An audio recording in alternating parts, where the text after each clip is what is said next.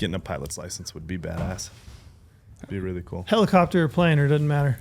I don't know. I go back and forth on helicopter and plane. I would love helicopters. Helicopter would be Is incredible. it the same license? Yeah, No. I assume not. No, Not even close. Definitely not. Two like completely different flight. Like I mean, it's wildly different. You're getting your pilot's license, plane, small plane. Mm-hmm. That's awesome, man. I'm still scared to ride with my dad. My dad got his, and he bought a plane. And I'm like, I'm not going to ride with you for a long time. You need a lot more years under your belt before I go up. How many hours does he have? I don't know, honestly, but he has his pilot license now for maybe a year. Like, oh, so it's fresh. I it's didn't fresh even know as your well. dad had one. Yeah. He bought a plane. I was looking at some hangars close by. So Just a single prop, like. Yeah, he just bounces up, goes and flies around, lands, and goes to get some lunch. Turns around, flies back home. That's awesome. What was the motivation for him? Retirement, just wanted to do something cool. Wanted to learn something again. You know, like after owning your own business his whole life, and now stopping, and my brother taking over, and I just wants to learn something new. And he's like, he told me the other day, he's like, I haven't studied since like high school, like actual like sat there and studied the report or anything like that, because he never went to college. But he's enjoying the whole like plane thing. What's your motivation getting your pilot's license? I'm curious. So always been something I wanted to do. Mm-hmm. There's a little bit of a challenge aspect to it. There's the geeky nerd engineer, like keeping something up in the air kind of aspect. That fits your brain well. Oh yeah, absolutely. But for like going through this exercise, like, man, I haven't been this uncomfortable in a long time. Like high levels of stress over extended periods of time, and pushing me way outside of my comfort zone. Going through the training, I see a lot of parallels with our guys that learn how to shoot long range. Mm-hmm. So that same kind of ethos there, and the pilot world owns it. Like they've got that button down really nice. Like there's a lot that we can learn from that. Do you think pilots make good long range shooters as well? We've had a lot come through. They pay attention to a lot of details. So I would say absolutely they do. Interesting. I wonder if there's some kind of technology too. You can like take crossover, like you're saying, like trying to keep a plane in the air. It's kind of similar to keeping a bullet in flight, you know? Oh, there's a lot of the crossover. I mean, it's all about performance, environment, checklist, process. Yep. Like it absolutely parallels. I know quite a few pilots, a lot of pilots, through the family, through friends, through hunting guides and outfits and all that stuff. They have a very similar mind to a long range shooter. It seems. I mean, like I would feel like they'd cross over extremely well. Yeah. In a long range shooting process, checklist. But what's funny is so do archery hunters. Really? Oh yeah. Actually, yeah, process, right? Gear oriented, perfection oriented. Like how many people that shoot archery don't just go all in on, I have to be able to freaking put that arrow in the center every time. Like I don't think that it's hard to succeed at. I don't think that success is easy in the archery space. It's so easy to make a mistake, and I think that drives a lot of people to put the extra time in, the extra work to develop the skill and proficiency. So I think it's the same thing with long range. That's a really good point. That mentality is absolutely It's the best feeling in the world, man. Like to execute a good arrow flight. It's the best. It's There's the nothing. same. It's exactly the same. I would assume it's the same way with long range shooting. Well, Brady's the guy for that. Brady was the dedicated archery, everything, and now he's just transitioned all of that into long range shooting. Yeah, I was the guy who literally weighed out every single arrow, and I was upset if it didn't weigh exactly the same. I wanted to be exact clones, weigh the fletchings, weigh the glue even on there to make it all perfect. Like, I put new strings and cables on a bow night before last, and then yesterday mid-afternoon I went out and I shot pins in. Everything was tuned, good to go. I shot pins in, so I was shooting broadheads out to 100. And I sent Neville a picture because my last two arrows of the day were at 100 yards, in a pop can. And he was like, why the hell are you shooting pop cans? And I was like, I like that audible feedback. And that's probably what you guys long range shooters get used to, right? Shooting steel or whatever it is, that audible, if you can hear it, probably not at that point. I don't know how far out there you get, but I'm not a long range shooter by any means. I'm more of an archery guy. You're an archery guy. Well, yeah, you're a long range shooter. You just haven't figured it out yet. Yeah, that's it. Which is why I'm excited to have you here today. Yeah. Trail's gonna convert now too. Yeah, I might do. I think I can definitely see the intrigue. So we appreciate you coming in. We ought to do introductions probably before we get going. Yeah. So we have Aaron Davidson from Gunwerks today. The Gunwerks guy. We appreciate you stopping in today in Vegas. It was really cool that you appreciate the invite. Yeah, really cool that you're able to make that happen. We always try to, get people in that we can have a podcast. We're super excited that you're here in person. So glad to make that work. And to squeeze it in like right in the start of hunting season too. Like, Yeah. how schedules are going to work out. Like, yeah, when we were kicking emails back and forth, I was like, is he going to be available like the end of September, in August? Think there's this thing that people think I hunt a lot. I don't. Yeah. I sit at a desk a lot. Yeah, we funny. do too. We just helped. We went up to help a good friend of ours on an antelope hunt on Thursday, and he's new to hunting, but he's such a good guy. He's known the guy Chris Porter who helped me build this business since the beginning. It's one of his really good friends, so we went up to help him. We met a couple guys in a bar, and they saw the truck and things, and they're like, "Oh, GOHUNT." I'm like, "Yeah, that's us." You know, we're lucky enough to be the guys. It's like, man, that must be just the best. How much do you hunt? Like, honestly, I mean, a good amount, but like not that much. I mean, we sit at a desk a lot. Like that's the majority of Not our job. as much as we thought we were going exactly. to. Not as much as I was hoping to do getting into the hunting space, but yeah, it's a lot of desk job. Yeah.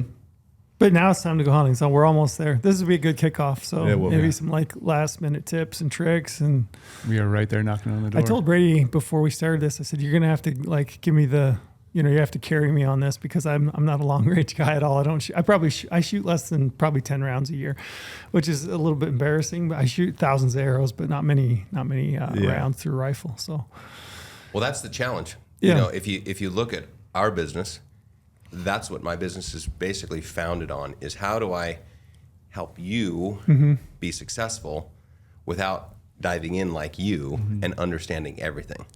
So you got to cross that bridge. Yeah, absolutely. I think you guys have done an amazing job of that, because that is me. That's me as a person.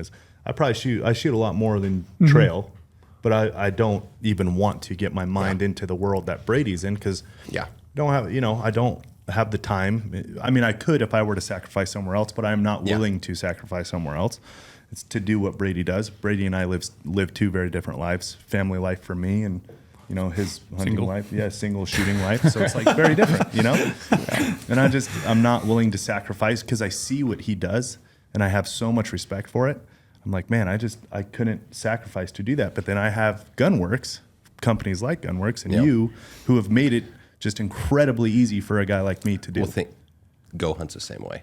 Yeah. Like that's what we're selling, is the convenience and the ability to take a little bit and do a lot, and then offer more layers. You can uncover more, you can get deeper. It's like the features in your app. You can start with this, and then you can just learn a little bit more, get a little more access, get a little more capability, maybe extend, a season, like we extend a range, same thing. Yeah. I was thinking the other day too, Lorenzo, it's like Gunwerks and GOHUNT are almost very similar in the sense that I agree. They've created a full-on ecosystem from rifles, rifle accessories. You got optics, you got shooting schools, educational content. All that stuff's like, a full ecosystem. All of it meshes really, really well together to make yourself more proficient in hunting, going out in the field, and shooting. And like GOHUNT does the research. Yeah. We got the e-commerce store. We got the content. Maps in the field. It's a 365-day product. I think both the companies are very similar in that sense. I've known you for, when did I go to your school? I went to your, that was a long time ago. I met your twin boys and they were still young. Oh yeah. That was a while ago. It's got to be 8 years. Right? Yeah, that's what I was trying to think today driving into the office. It's a long time ago. Just got to think back how many big bucks got killed with Gunwerks rifle. Between them. But that was, and even back then you and I would talk, it is very similar. The two in very different ways, but they're similar business models, what we're selling. And what's interesting to me is you have like these apparel gear companies, right? And just systems is so synonymous with apparel gear, right? It's all, what system are you doing? How many, layering systems, all this stuff. Well, what you guys sell is a system. What we sell is a system. It's all a process of a system. It's just how deep do you want to get into it? How much of it are you going to use? What are you using it for? Yeah. Right? It's all the same stuff, but it takes a little bit more brain power for somebody to put together, like, oh, this is, Gunwerks, GOHUNT, they're all systems too, For guys like me that, are less familiar, can you give me just a recap of Gunwerks and like you, just like you probably can't wrap it up in a book. Tell me how long you want it to be. Yeah, I don't care, man. I got all the time in the world. So I'm down here, but all the history. I am curious, just like your background, like getting to know you a little bit better, and then just the history of Gunwerks, how it started. Yeah. How did you dream this thing up? So the short answer to how it started was I got tired of digging ditches. How's that? You were digging ditches? So I went to when I started college, I had a family. I was married. I had a daughter, and started college. Went to college to get an engineering degree. Started with electrical and said, not for me. Switched to mechanical. It's like, this is right up my alley. I was a car guy, had hot rods, had tons of hot rods, Impalas and Camaros and Chevys and Cadillacs and all sorts of old cool stuff. And that was my jam. I spent every hour of extra time either chasing girls or working on hot rods when I was in high school. My man. Yeah, that's perfect. Right? I never had a hot rod that I really used, so I had to date girls that had cars, but it's kind of, it worked out. So I get into college. I'm doing a business. I'm paying my way. Where'd you go to school? UW, University of Wyoming. Gotcha. So I'm working in the summer doing a construction business, making enough money to pay my bills all year. Pay for school, pay for housing, living expenses, et cetera. That left me some time, fall, spring. Laramie winters were cold. That's why all our kids are kind of born in a certain period of time, but nothing else to do. So I get done with college, kept that business going, couldn't really get a job that I'm like, oh yeah, I'm in with this. I'm not going to a big city. Didn't really want to leave Wyoming and just didn't have a lot of stuff available in Wyoming to do. So I just kept building that business, started working for BLM, state, some municipal business, and it was growing, it was going good, and building just a little bit of wealth, and not wealth, but security. Same time, I'm still young, fearless, and I was into guns in college.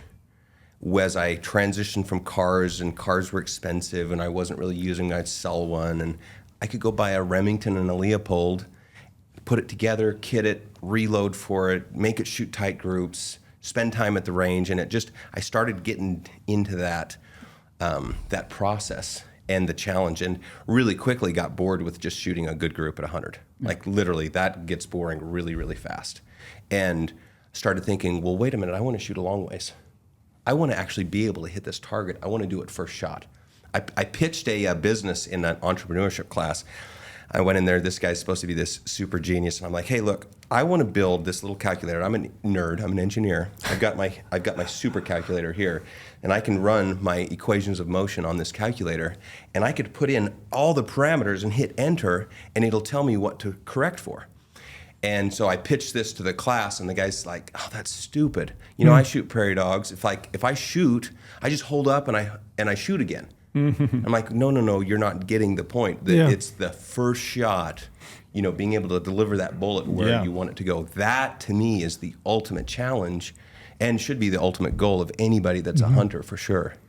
And so like that passion grew there, and after a few years outside of college, running that business, I'm like, you know what? I can go down this path, and I think I can be successful. I can work hard. I can make this work, but it's not my passion. Like, it's not something that gets me up. It keeps me up. So I said, let's do it. I started. I sold all my equipment, sold my assets. I owned my house, had $150,000. I'm like, I'm going for it. So is your wife on board?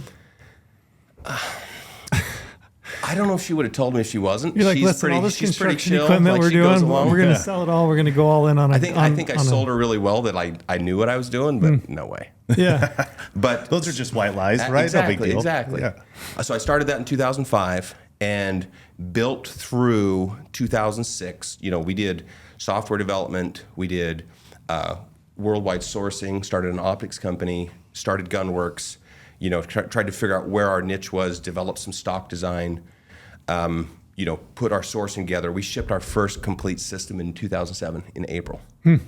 So, and then from there we just grew and it was Gunwerks from the beginning. The name, absolutely. Yeah, that's what I remember. Yeah.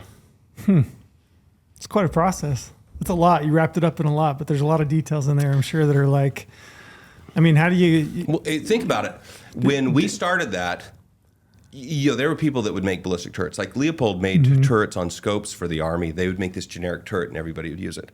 If you start looking back, you can go all the way back to World War II times, and they got ballistic turrets. You go all the way back into like some of the first rifle scopes. Collis had a scope that had a kind of a dial range on it in 1910. Go all the way back into Civil War times.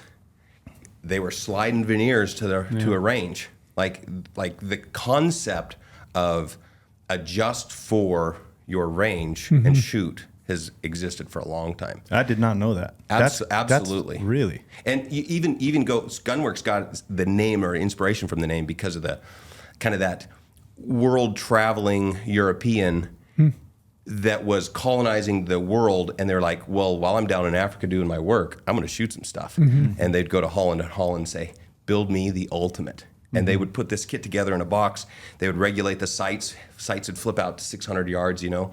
They'd have this killing machine, and they would take off on a world adventure, pull it out of the box, and tip stuff over. So that's the concept of this out-of-the-box performance, is 1,000 yards out of the box. Yeah. And that's what the works part of Gunwerks kind of points you towards the Continental and kind of pulls back into that heritage. That's the way everybody's done it forever. Yeah. What we did when we launched was we created a very transparent and simple system that would allow somebody that has no idea how ballistics work, or even maybe how to shoot long range, to be able to mount a scope, go shoot data, and go through this process to get a true profile that fixed all these things that they had no idea were going on. And we would make this custom turret for every single customer. Now, so we'd sell the scopes and do that, but that we also would do that for our rifle systems and turnkey it for a guy. But the big companies, they didn't want to do that one-on-one. They just want to sell 10,000 to a distributor. Yeah. Yep. So we came in and completely disrupted the whole thing. And I'm like, 3 years, everyone will have to follow, because this is how everybody wants to shoot. And now you look, everybody offers a custom ballistic turret. Yep. Because you have to. It's the way. If you really hunt and you get into hunting situations and you have any experience at all, you don't pull out a Kestrel and start pushing the button to try to get your dope. Like, that does not freaking work. Yep. That will cost you. It gives you a good solution. Yeah. It just takes a long time to do it. So everybody gets along with the BDC turret. Like, if you dial the range. Now, the problem with that is you need more systems. So again, in 2011, we introduced the first rangefinder that had a real-time ballistic solver in it. Yep. Like, nobody else had one. I mean, there was some stuff where they had curves, and you pick a curve and try to fit it. So you got a 400 or 500 yard deal. When we launched that rangefinder, like, we doubled, maybe 3 times the effective range of the products that people were trying to put on the market. Yeah. And it measured temperature, it measured pressure, it did an incline correction, it did everything. And what it did was it would correct all the environmental conditions and the range for your BDC turret. So now you get all the ease of use of dial to 600 yards, but the rangefinder says dial to 635, there's your correction for all your conditions. And everybody always complains, well, BDC turrets aren't accurate enough, they don't work. But they miss this extra component of the shoot-to range. Right. So again, stood the industry on its head in 2011. And then you go look at this smart scope thing that we did in 2017, and where that's going to push all the industry towards. Like, we're interested in disrupting everything.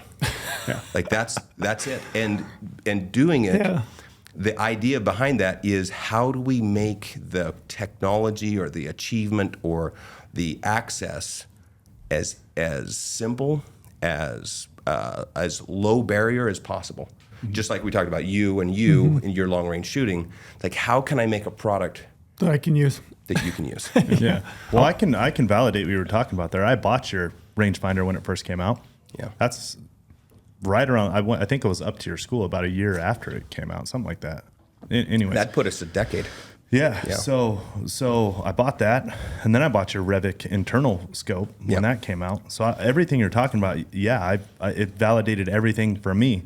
What we equate I shouldn't say long range. What we equate range to, or effective range to, is just more success. Yeah. If your effective range is 400, you're going to be more successful than it was at 300. If it's 500, then you'll be more successful than it was at 400. So every time you can get an effective range, progress, you're increasing your odds of success monumentally as it goes, right? And that's look at Brady, what for it's all example. about, whether it's gear or it's training or whatever. That's what the whole thing's all about. Yeah. Who came up with the 1,000 yards out of the box? That's me.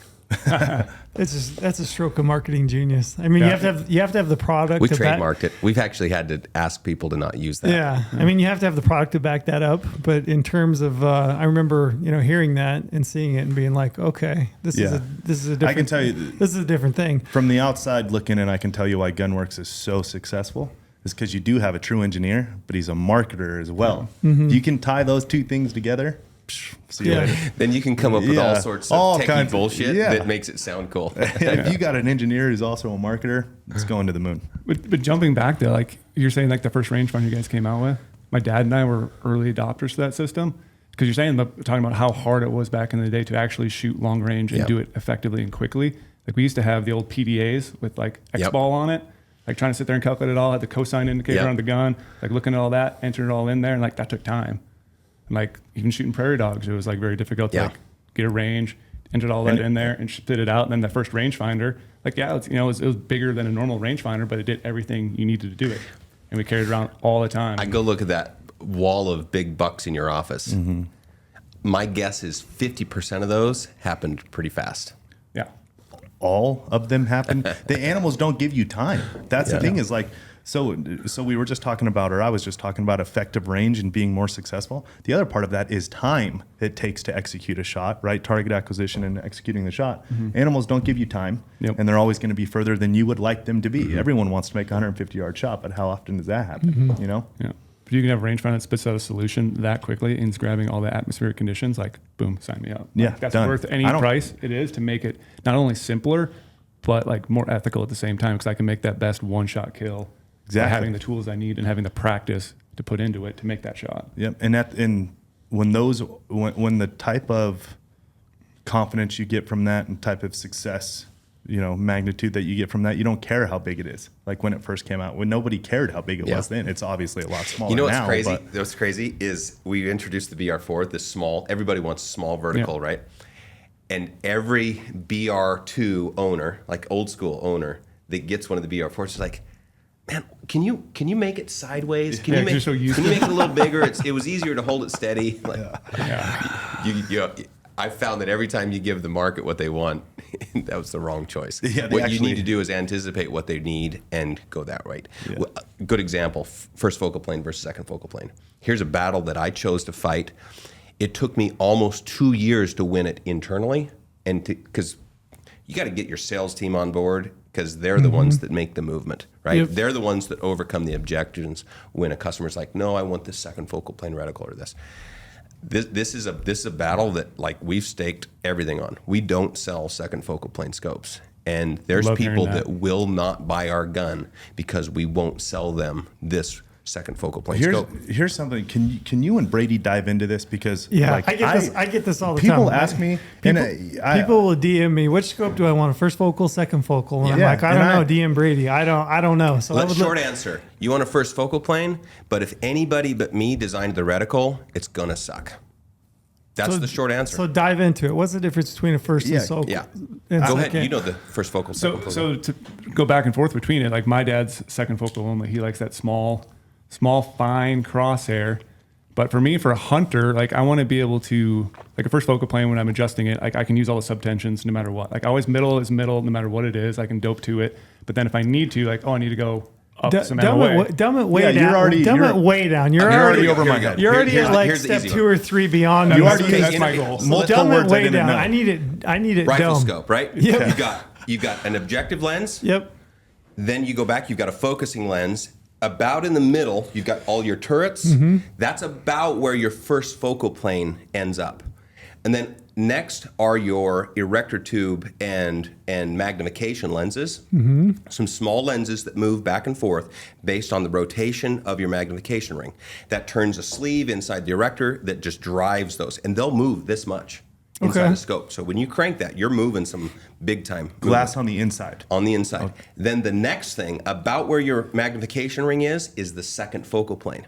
And then after the second focal plane, now you have your ocular lenses. Okay? So you've got this set of magnification lenses in the middle of the scope. Your first focal plane sits on the front of it. The second focal plane sits on the back of it. So if we think about what that the effect of that is the first focal plane reticle is on the same side of the magnification lenses as your target. Okay. So when you change your magnification, the target and the reticle are going to get bigger and smaller together. So the relative size of the reticle and the target stay consistent. When you go to the back side of that, now you've got this reticle back here that's right in front of your ocular lenses. So your eye is looking at a magnified version of that reticle, and then on the other side of that is your magnification. And so now when you change magnification, that reticle stays the same, and the target changes in size. Now, for long-range shooting, I think holdover is stupid, so I'm not even going to talk about it. So what I'm going to talk about is wind hold. So for wind hold reticle, right, you've got a minute of angle reticle. If you have a first focal plane, when you change the magnification, the target gets smaller, the reticle gets smaller. But that reticle subtension, the actual amount of angle displacement that has, stays the same. So if you turn the power down and you hold 3 minutes or 3 marks on the reticle, it equals 3 minutes still. And that's important because let's say you're shooting, let's say you've got a little patch of open in some buckbrush on a 220-inch deer that you think is going to pop out. And you have this one opportunity to see where he comes out and to get a shot off, right? And you're trying to get a little bit more field of view, so you're only 500-600 yards. So instead of zooming up to 25 power, where now your view is so small, you can't maybe find and get on the target fast enough. So you turn the power down, say 13 to 15, right? So you've got this lower power. Now you've got this big field of view. You still got enough reticle. It's still zoomed in enough you can aim at the animal, fine. But you can see him, acquire the target, get the shot off. So if you're shooting a second focal plane reticle, the part I forgot to tell you about, there's a 15-mile-an-hour crosswind. So you've got to hold 2.5, 3 minutes of wind for this shot. So you got a second focal plane reticle, you turn that power down, all of a sudden that 1 minute of angle becomes more like 1 3/4. Yeah, that's where it's difficult. And so you as a shooter, you instead of holding 3 marks for 3 minutes, you'd be like, well, shit, it's going to be less than that. It's going to be a little more than half. So I'm just going to hold something over there. Or worse, it's a 220-inch buck. You're not even going to think about it. You're just going to hold 3 marks and shoot right off his chest. Yeah. And then he steps into the buckbrush and he's gone forever. So the second focal plane, if you are a real hunter who gets in real hunting situations and hunts a little bit more than just once in a while, or even spends even a little bit more on hunting, you never want to lose something when you could have bought success. And if you buy the first focal plane reticle, now when you crank that down to 15 power, 3 minutes is 3 minutes. You hold 3 minutes, he's dead. Yep. So you say, well, why would anybody buy a second focal plane? That's what I was literally just going to follow up with. Exactly. So here's the problem. Every single person that has designed a first focal plane, and I shouldn't say every single person. I've got a great friend over in Norway who is one of the most intelligent, considerate shooters, and I've learned so much from this guy. He's got a YouTube channel. Anybody that's interested, you go to thlr.no. You search that on YouTube, and you'll pull up his channel. He's got 400 or 500 videos. Most of his videos he doesn't even talk in. He's always been embarrassed about his accent, and he communicates these things that blow my mind. He is he's one of the people that I really look up to. He's designed some first focal plane reticles that he gets it right. They're a little busy.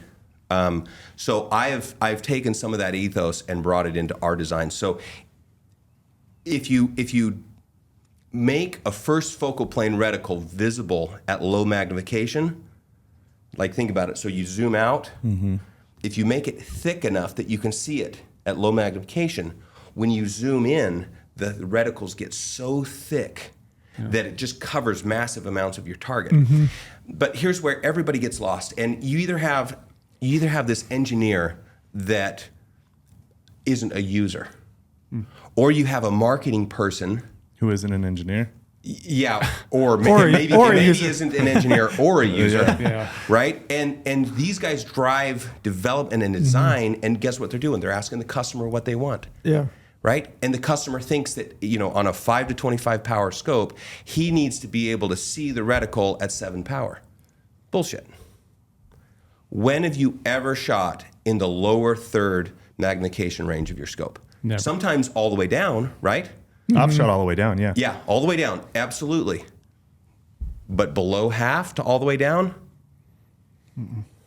I mean, off the top of my head, probably never. I mean, it would take me a long time to think through it, but yeah, I understand exactly what you're saying. Because if you need wide field of view and you need low light performance and you need fast, I'm all the way fast, open. Yeah. Yeah, go all the way down.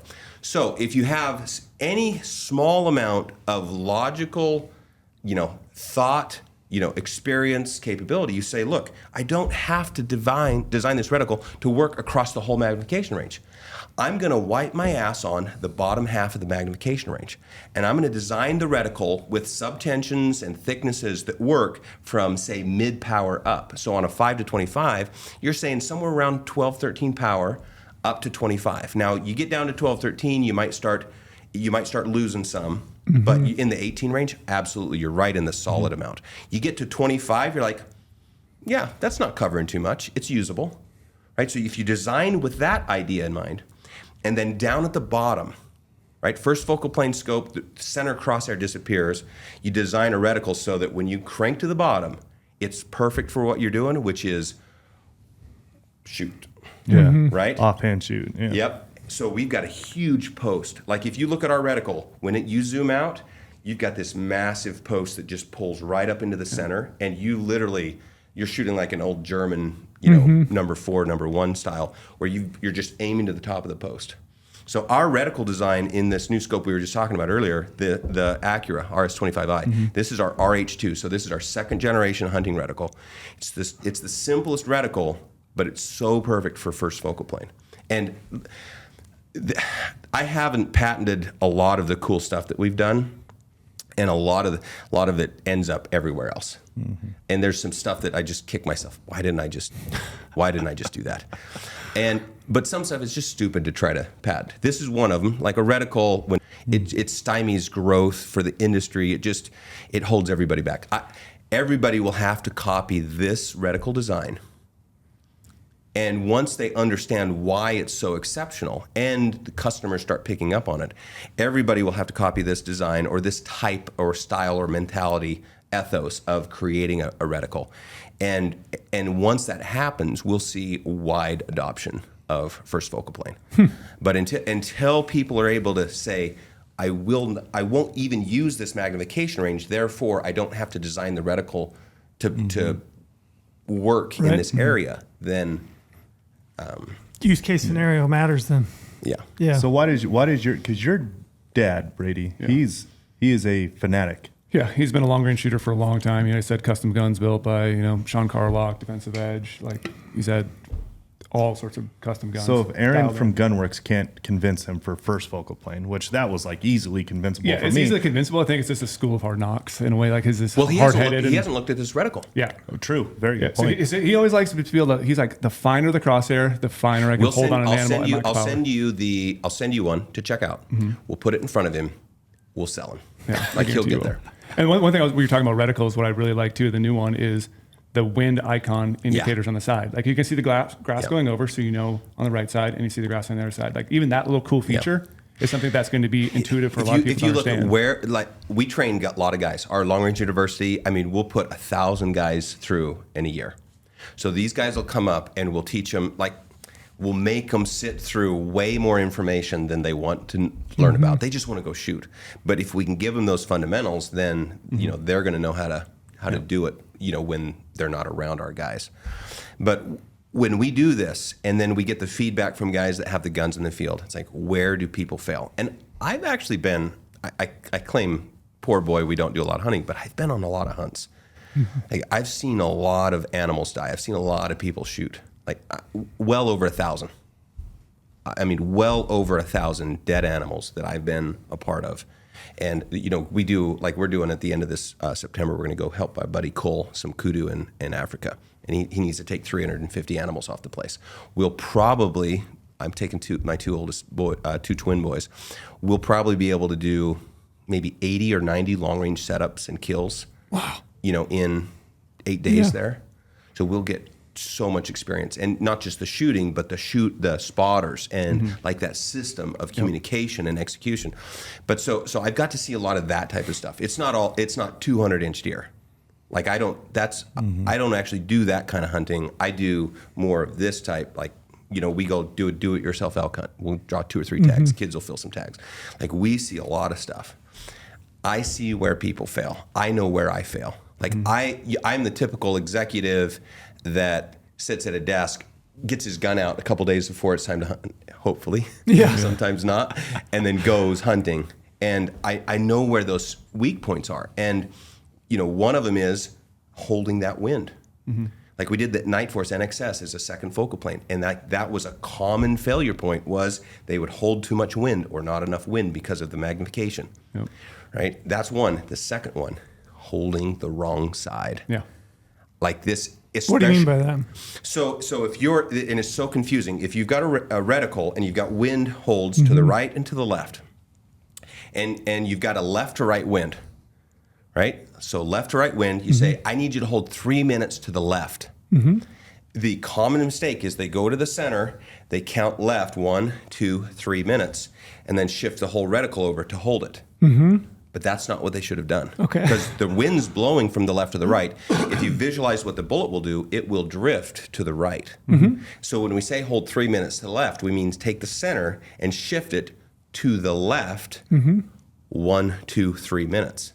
So the nomenclature and directions are just absolutely confusing. So if you're ever hunting with a newbie, like you guys are hunting with him, you got to walk him through that. And you almost have to like double check which side of the reticle are you holding on, et cetera. So with the wind icon, all we did was we just put this icon in here that shows the wind blowing this direction. If it's blowing this direction on this side of the reticle, hold this side of the reticle. Just a reminder then. It just bakes it's a great it in. Visual. It bakes it in. Little visual cue. And so here's something that like I don't need to use. You probably won't need to use, but it might save your hunt.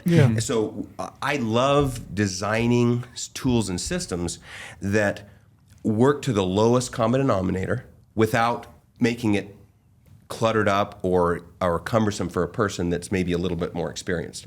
So how do we make the newbie succeed without, you know, taking anything away from the total expert? So what BDC turret versus BDC turret plus, you know, Revic rangefinder. What are your thoughts then on holding versus dialing wind? If you're dialing wind, like think about it. So you're behind the gun and there's a 275-inch buck over there. Like Giant. What can you possibly do as a shooter? Never even seen one before. If you are lucky to even get the freaking reticle on this thing. So you grab that dial and you need to have 2 minutes of right wind. What are you going to do? You're going to do this. In the heat of the moment, it is confusing sometimes for a new user, especially which way do you spin. I would have to lift my head out of the. But even if it says optic. 2 minutes right, does that move the reticle right? So you're actually doing left hold, or is that for a right wind? Do you know? I got no clue. I'm thinking through in my head. I have anxiety just talking it every time. All I can think of is to lift my eye out of the optic, and I would look at the R and which way the arrow is going on that dial. But I would have to take my whole head out, look, think about it, hopefully dial the right way, which I think I would because I'm. Well, you got a 50-50 chance, but I'll bet it's more like 75-25. You're gonna screw it up. Right. With that, and that, I've never even seen a buck that big, so probably I would screw it up. If you visualize, for me, the way I make sure that I hold wind the right way is so you hold wind, you don't dial. Is the spotter says you got a left to right wind, or you got a left wind, right? If he says left wind, I might confirm. If it's not somebody that I've done a lot with, I might confirm. You mean left or right wind? And he says yes. So it's coming from the left.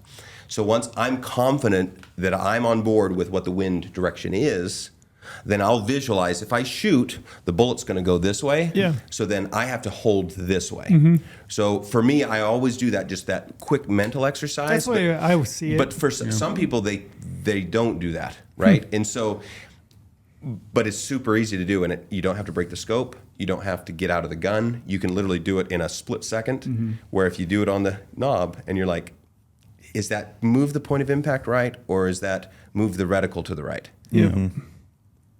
I would hold. I do hold. I would hold that. Yeah. I don't ever like to take my eye out of the scope. Yeah, that was a long explanation for it. It'd be really stupid to dial wind in a hunting situation. So that's why I wanted to ask, because I'm a dialer. Yeah. I was going to say Brady's a dialer. So the reason I've always dialed is I think it's something maybe with my mind, or I'm just trying to be too perfect. Second so focal I look plane at the I look at the reticle, and naturally my mind wants to bring that back to the spot I want to aim. Mm-hmm. So I think I have a little slightly hard time of trusting that and looking through that in this hunting situation. I'm running really fast, and so I'll naturally drift. So what it back happens again. if you've got a 365-inch bull at 787 yards? Mm-hmm. You got a nice little window meadow. He's got his couple cows. He's bugling. It's the stuff, but it's the morning, Mm-hmm. and he's 2 steps away from the timber, and you're not going to see him again for the rest of the day. And you've got a pretty good wind. It's later in the morning, Mm-hmm. and the sun was up early, and you've got some wind moving up the canyon. So you've dialed in for a pretty good wind. Yeah. So let's say it's a 12-mile-an-hour wind, Mm-hmm. crosswind, so you feel pretty comfortable with your correction. You're going to be dialed in about 4 minutes. Yep. Right? Wind dies. That's the problem. He walks over to the side of the meadow, and you're just getting ready to take that 5-second window. Wind dies. What do you do? Yep. Now you're going to take a shot and you're going to miss because Okay. you haven't If you're holding, you just make that fractional adjustment. Yeah. I can give you 100 scenarios like that where you just dialing is. I understand the concept. Mm-hmm. If you can get a reticle that allows you to use those hash marks the right way, you don't get lost in the sameness Mm-hmm. of the holds. Then I think you would find that holding will. And that's why you explaining earlier makes complete sense, and it's way backwards what I do compared to what should be done. And that's what I wanted to hear from you, because like I'm learning throughout this whole thing right now too. It's like that's why I love these discussions. Well, you guys have hit like 3 or 4 of these little things. There's 100 of them, Mm-hmm. and you have A, B, C choices on all of those. Like which one is potentially going to save a customer or me, like a situation. Mm-hmm. And so if your design ethos is always, I choose the one that increases the chances for success, regardless of the marketing impact, regardless of what the customer demand or requirement is, because I will build stuff that I believe is going to work. I have a hard time building something just because the customer wants to buy it. That's not the way I run my business. You will, when you buy from us, you buy what I believe is going to help you be the most successful, and you are buying from me because you believe that I know what I'm doing. That's why I think even like you're saying, like you're going to Africa and you do all that stuff down there, like that's real world experience. That's real world testing, and you can do that on a scale that a lot of other people can't do, because you can't do it out here, in the United States in the West, because like tags are limited. Yeah. Where you can go down there, get in all these different situations, figure out what works and what doesn't work for certain hunters to make them better. Simplify it. You simplify, you make more If success. you raise 6 kids in Wyoming and you put in for everything, you get to see a lot of death. Yeah. That's what you being a Wyoming resident helps too. Yeah. So I hope I can make this make sense, because I'm trying to put a lot of thoughts together in my head.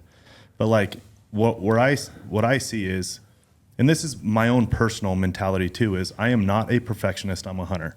Like now granted, do I want to make the perfect shot every single time? Do I want to shoot the tightest groups possible every single time? Of course, right? But taking that out, as a hunter, all of my success has come from, I am willing to forgo success for a kill shot. And you look at perfection. I'm willing to forego perfection for just a in the vitals kill shot. And you look at the vital profiles of the animals, there's some leeway, right? Now you do, depending on angle of the animal and all these things, you do have smaller than what the actual vital profiles are to shoot at. But I've always, in my mind, like just foregone absolute perfection to slip an arrow in or slip a bullet in, whatever it is. And, then I watch Brady shoot, and he, even with archery, he is a true perfectionist. Like you're a data guy. You are a true, like he wants to do it. So I understand where he's coming from too. And I understand that would lead to success, being a perfectionist. But I do it a completely different way. The hunting scenarios, I don't think perfection exists in hunting scenarios, right? Like at the ranges, I see people get perfect and do all these things. And like I'm shooting arrows right now with Omar, and he's all about this perfection thing. But you start switching things up on him, and and he's kind of like trying to figure out what to do. It's like, man, you just got to lean over and figure it out. Stress. Like, just find that vital, just find that path where you know your arrow is going to fly, but you just got to sneak it in a little bit, you know? And it's like, I can see the perfection side of it, but I'm from the hunting side where it's like, you got to make it work. Well, here's what we have to do as hunters, because I have both visibilities, but I'm a realist. When my guys want us to advertise a group size of our gun and guarantee it, I say absolutely not. I think that's bullshit. Like, it doesn't have to be a quarter-minute gun. Like, and even if it is, it's like, what does that matter?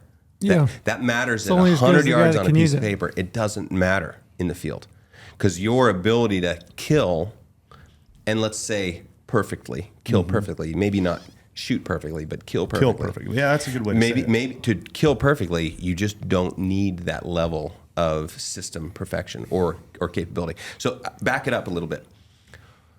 Before you take a shot, ethically, what is the confidence level and capability level for you, whether it's archery or rifle, that is acceptable? Because it's not 100%, is it? So your hit probability for that one-shot kill, what's the number that you think is acceptable in that situation, and to still be ethical? Because we know it can't be 100%. Yeah. Probably has to be better than 50%. You agree? Absolutely. For sure. Yeah. Pick a number between 50 and 100. What is the number that you feel is where it's ethical to take that shot with that hit probability? 80.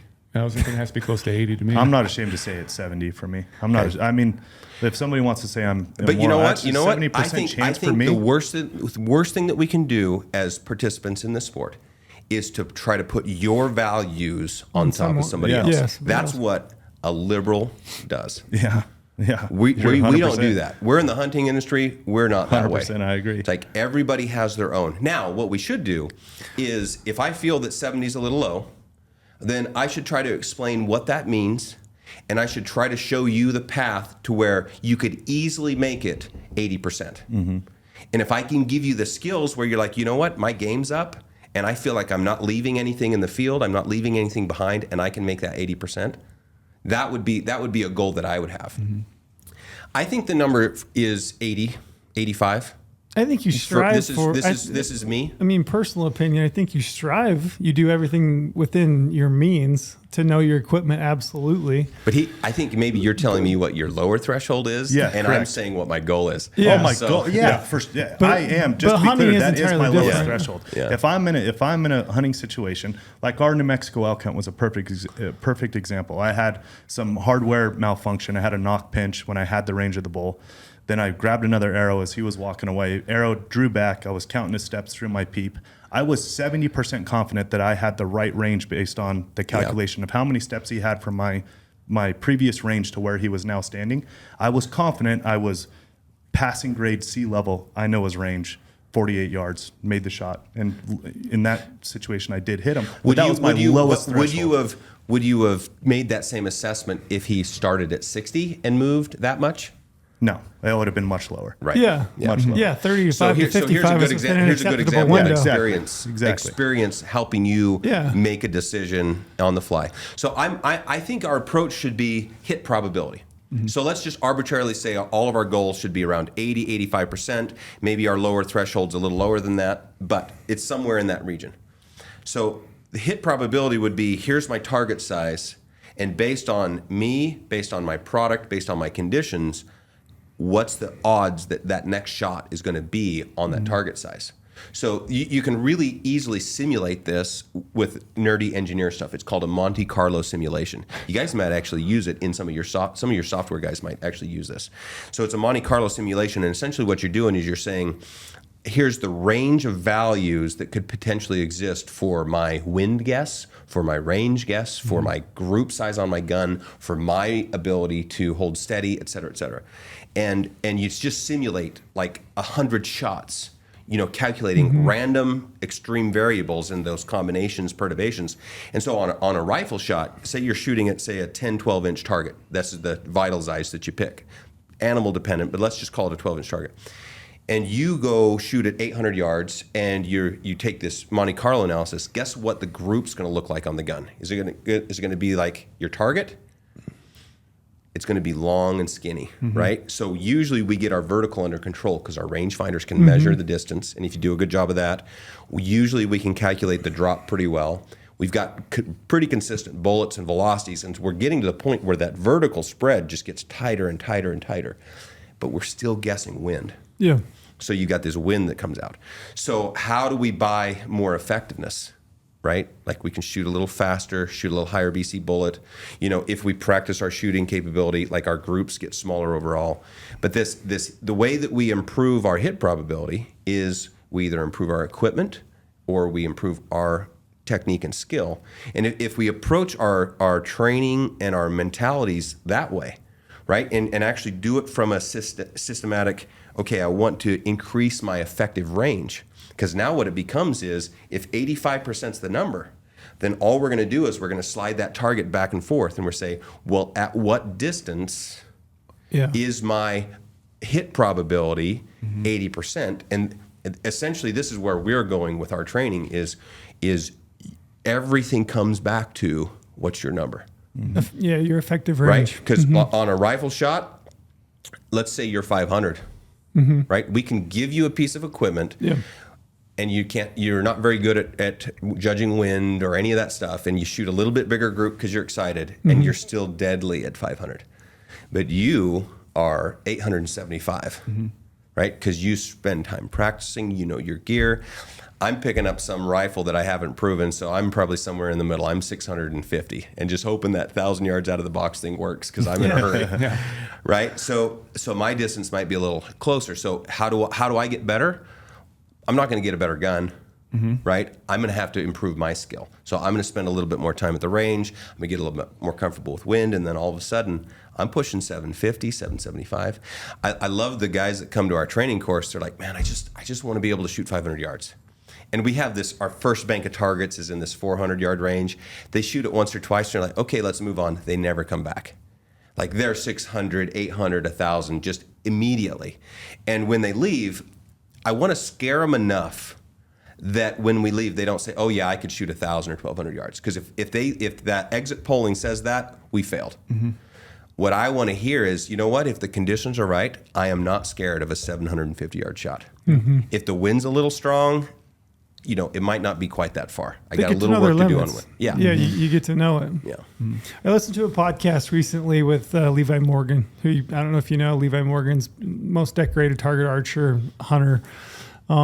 Recently in a podcast he did, he said most people, 99% of the people, if I had 2 weeks with, I could sit down and run them through gear setup. I could run through form. I could run through technique with a release. That person could take a 4-inch group or a 5-inch group at 40 yards to potentially a 2-inch. And, with 2 weeks of just training, and it's just like that know-how, right? It's like those little details. So I was curious as to you, we've talked a little bit about it as far as like why people miss. You've talked a little bit about windage and those kinds of things, but like what else is there? What are those things? Like from a perspective of both the manufacturer of, guns and optics, like what are the details? What are the devil is in the details, but what are those details that can take somebody from, the ability to maybe hit a target at 300 yards to 600 yards? I think the basic things that you need to do to be very, very effective, like capable of shooting at distances where a lot of people get pretty uncomfortable with the ethics of it. Yeah. Like you do not have to do very much. We did last time you came up, we filmed the Browning, right? So we had a Browning, and I can't even remember the scope. Leopold VX. Yeah. Something. So here we are. We've got a Browning and we've got a Leopold. VX5 HD. Yeah. Right? Yeah, that one. Two really, really good products. Two really, really low cost products. Like we didn't spend $10,000 to put this system together. It's $2,000 system, probably, right? Yep. So if you take this gun, you mount this scope, and you shoot it, and it'll shoot a sub-MOA group at 100 yards. Like everybody that's in the rifle space can probably get to that point without a lot of assistance. We had factory ammo too. I was shooting factory box ammo for it too when I was up there. So if you take this kit and then you say, well, all right, here's this sub-MOA gun. What can I possibly do with this? And where is the gap between that product and say like a Gunwerks or, a high-end custom, whatever. And it gets really, really subtle because that product, I mean, we took it to 1,000 yards. We were shooting still sub-MOA at 1,000. The steps that you need to do is, firstly, you need to verify that the product will behave consistently. So a lot of people draw conclusions based on too few data points. Yeah. So you shoot 3 shots, you're like, okay, this is great. What happens to the next 5? Right? If you shoot a box of ammo in that gun, does it ever have a flyer? Yeah. You ever have one that just gets away from you that's 1.5 inches? More than one. If you're not a my confident box. shooter, what happens is you see that thing, you're like, oh, you know what? That was probably me. That was just me. Yep. It's common that happens. So now all of a sudden you've got this thing that most of the time is this size, but then once in a while lets one go. It's that once in a while that lets one go freaks me out. Yeah. So I think we need more data points as we're proving, okay, this is a sub-MOA gun. That means it's a sub-MOA gun all the time. We had a gun that didn't pass group's standard once. It was over, our group standard is 2 consecutive 7-shot groups that are under 3/4 MOA. And you say 3/4 MOA, that's not very good. 2 consecutive 7-shot groups under 3/4 MOA. And that's not, we're trying to finish a massive amount of guns. I got 3 guys working all day long, every day, shooting guns, validating guns. Like they're not going to sit there and wait 10 minutes between shots to let the barrels do this and make sure drink their coffee, make sure everything's just right before they take another shot. They shoot 7-shot groups and evaluate the performance. And it's shot through an Oler, which measures the bullet dispersion, like it down to 3 decimal places. Like they don't get a bullshit whether that works or not. Okay, so we had this gun that didn't pass. It was a $7 and we were shooting, somebody else's barrel, obviously, whatever. Like this was a long time ago, 10 years maybe. That gun shot under a minute of angle. Every shot that was ever taken out of that gun shot inside of that inch circle. Like it cold, hot, dirty, clean. Like that gun always put that bullet inside the circle. We used that gun to kill stuff for like 3 years. Like that thing dealt so much death, like because it was so consistent. So I think getting a gun put together, the first thing is, can you get something that's consistent? I don't give a crap about 1/4 minute or even 1/2 minute groups, like sub-MOA, but all the time. What's it do when it's hot? What's it do when it's cold? What's it do after you threw it in the scabbard on the ATV and went 20 miles back in? Did you get a point of impact shift? Yeah. Like, how does that gun behave? And for a long time, we'd be out hunting. I remember a Sonora hunt. We were hunting on a ranch for, we did sheep, and then we moved to another ranch, did coos deer. And I just remember, hey, this is a small target, and we've been hunting and doing all this stuff, and we've moved, and what if? Like, do we have a minute just to take a shot real quick? And I just needed to satisfy this concern. Picked out a target at 1,250 yards, dialed it up, smoked the rock. Okay, after all that stuff we've been doing in that condition, cold bore shot, sub-MOA rock at 1,250. I'm like, okay, we're gonna win on this coos deer hunt. Killed 2 really nice coos, right? All the shooting was good from the gun's perspective, right? Yeah. So that consistency, right? That's number one. And is it really consistent, and you understand the behavior? And that's what we should be doing when we're shooting the guns and doing all this data. It's not just, can I make their steel ring at 1,000? It's like, can I prove what this gun's going to do, and is it going to back me up when it's clutch time? Once you're at that point, the only other piece that we really need to do is develop what the trajectory profile looks like. And you start with what's the manufacturer's BC, what's the velocity, right? And you go from there. If you can measure the velocity, perfect, even better. And then you start, we call it truing, but you essentially prove that trajectory. And once you feel like, okay, when I correct for 650, it hits 650. When I correct for 1200, it hits for 1200. And the old school way of doing this, where you just kind of write down how many clicks to drop, like everybody needs to understand that it is not anywhere near what we need to be doing to be hunt ready. Because that data, it's called DOPE, data on previous engagement. That data is only good for one set of conditions. It's only good for that instant in time where you were shooting.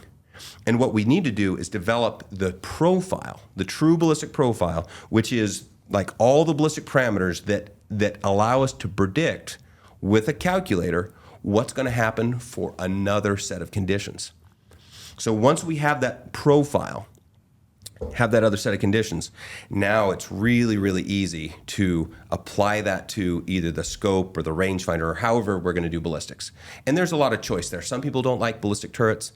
You know, some people don't like MOA turrets. You know, some people don't even like, you know, dialing turrets. I hope everybody can get there.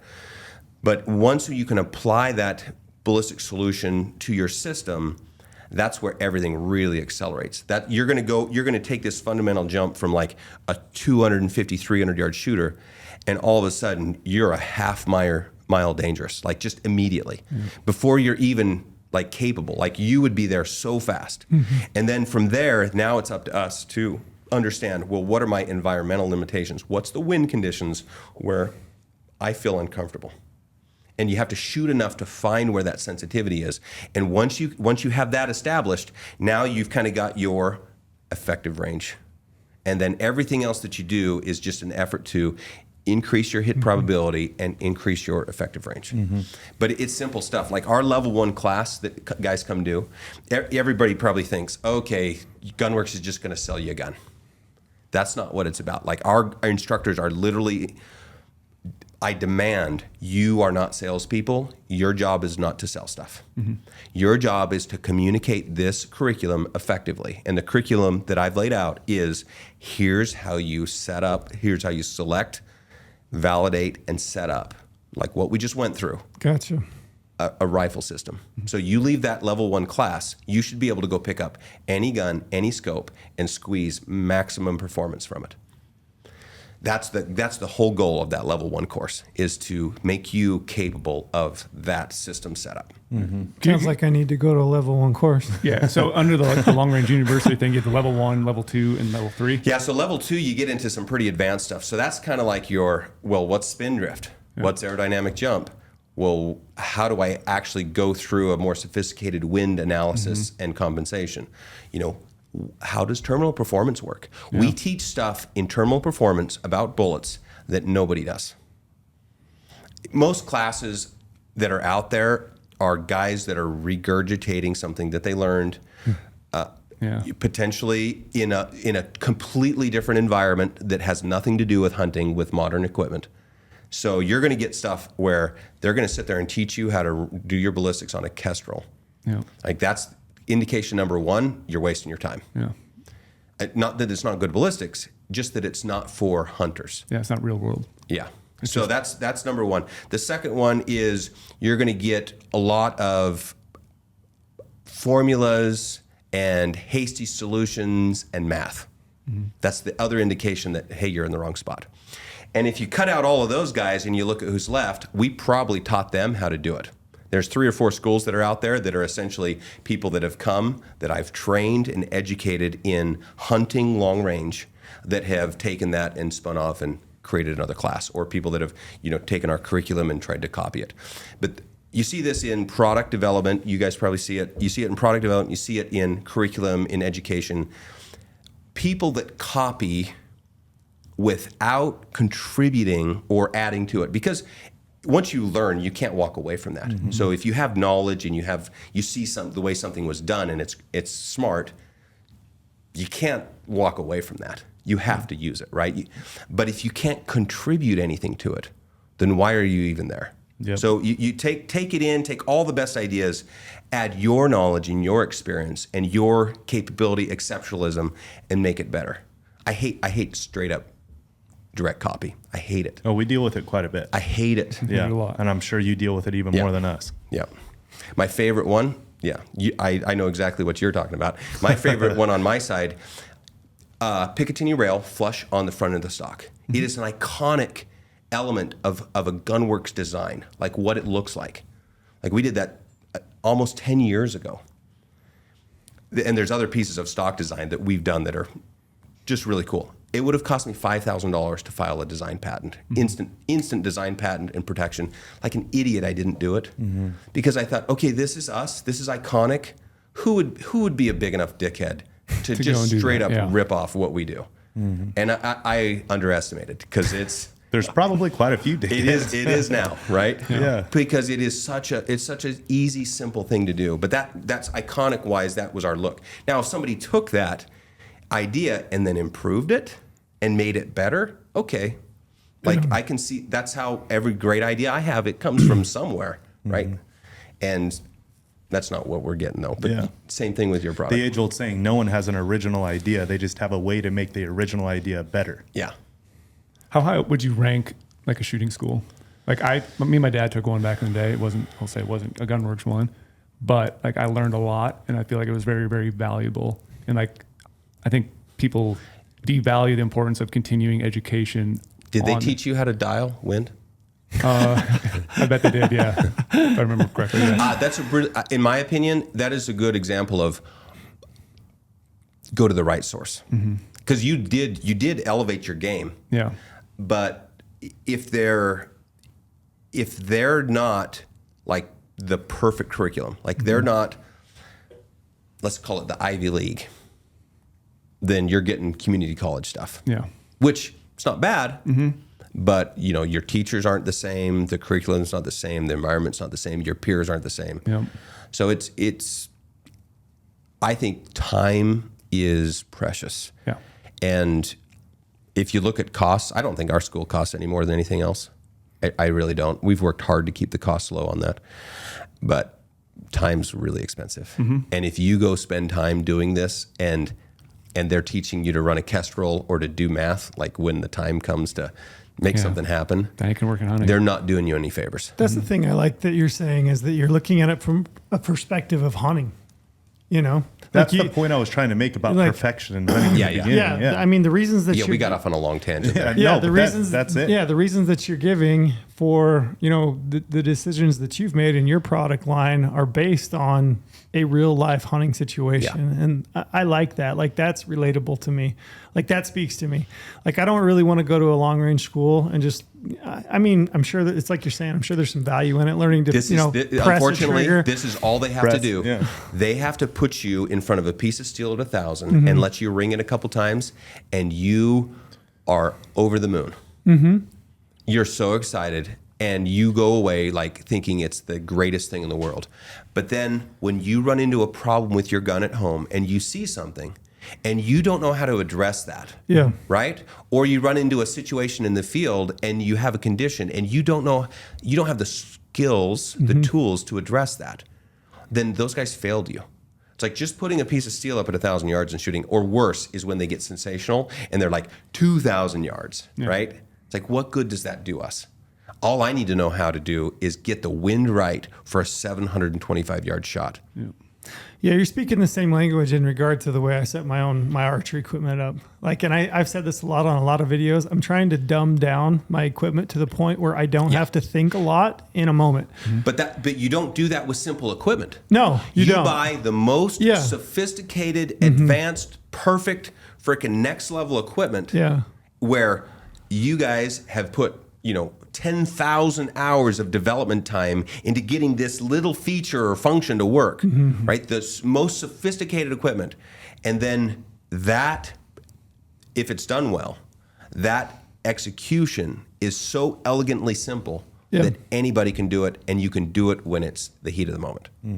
Yeah, that speaks to me in the same regard, because I understand. I mean, we're speaking the same language, just from different weapons. Yeah. So you are a geek with that bows. That's why I said archery guys and long range shooters were kindred spirits. It just I totally relate to that. I mean, when you're talking about giving somebody either the knowledge and the equipment, or both, combination of the two, to capitalize in the moment. To me, that's what I'm looking for with my archery equipment. I really want to dumb that down. Because we both realize how easy it is to make a mistake and so to easy. fail, right? And we absolutely can't stand it. Yeah. And that's what drives us to get the best equipment and to practice and develop our skill, is because we don't want to fail. Yeah, one other thing that spoke to me a lot that I wanted to get to, and I'm happy you brought up the Africa thing and you're going back. And, you know, like I said, when I was at Gunwerks, it was a while ago, so I don't know if you remember this or if you still do it. I hope you still do it. But you were talking about, it wasn't just the gun itself either. It was also the bullet performance on the animal cavities themselves when they hit. Yeah. And when you would go to Africa, and this is what really spoke to me back then, when I'm like, holy shit, Gunwerks is, they're really thinking about the things that matter, not just that perfection of, you know, these tiny little bullets at 100 yards. You would bring, you brought like a data guy or something, you were saying, to Africa, and he would study the different bullet performances. Yeah, no, this is another person that I learned a lot from. And he did a massive amount of data research and collection.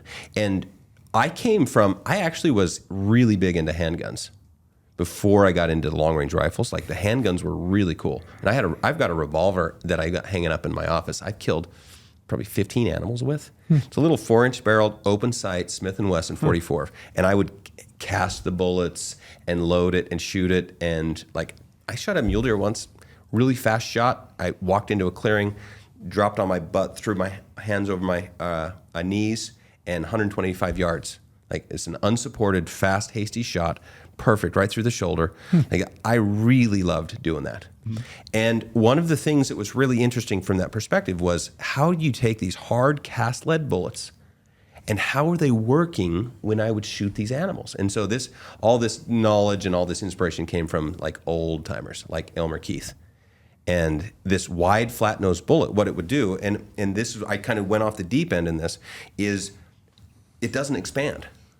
How does it kill? You go to Africa, you shoot dangerous game, they do the same thing. These wide, flat-nosed bullets that are solids that do not expand, and they use these bullets to kill in these clutch situations. And so the old engineering, quest for discovery kind of kicks in, and so I stumbled on to this research that this guy did in Africa. But he basically breaks down like how wound cavities are created, and it's actually really sophisticated, but it's very simple. Like, if you've got an animal of this size, he's pumping this much blood. His thoracic cavity is this deep. You poke a hole through that thoracic cavity. How big in diameter does it need to be so that it creates enough blood loss that he dies? Right? That's it. That's the simple solution. So when you start looking at all these bullets with the end goal of how to create that death, then you're like, okay, well, I need to make some type of wound through the vitals. And if you start breaking down the bullets, what we did is we classified, these really premium hunting bullets that are all designed for controlled expansion. Like, we classified a lot of those there. So you got the bonded bullets, like the solid copper bullets, et cetera.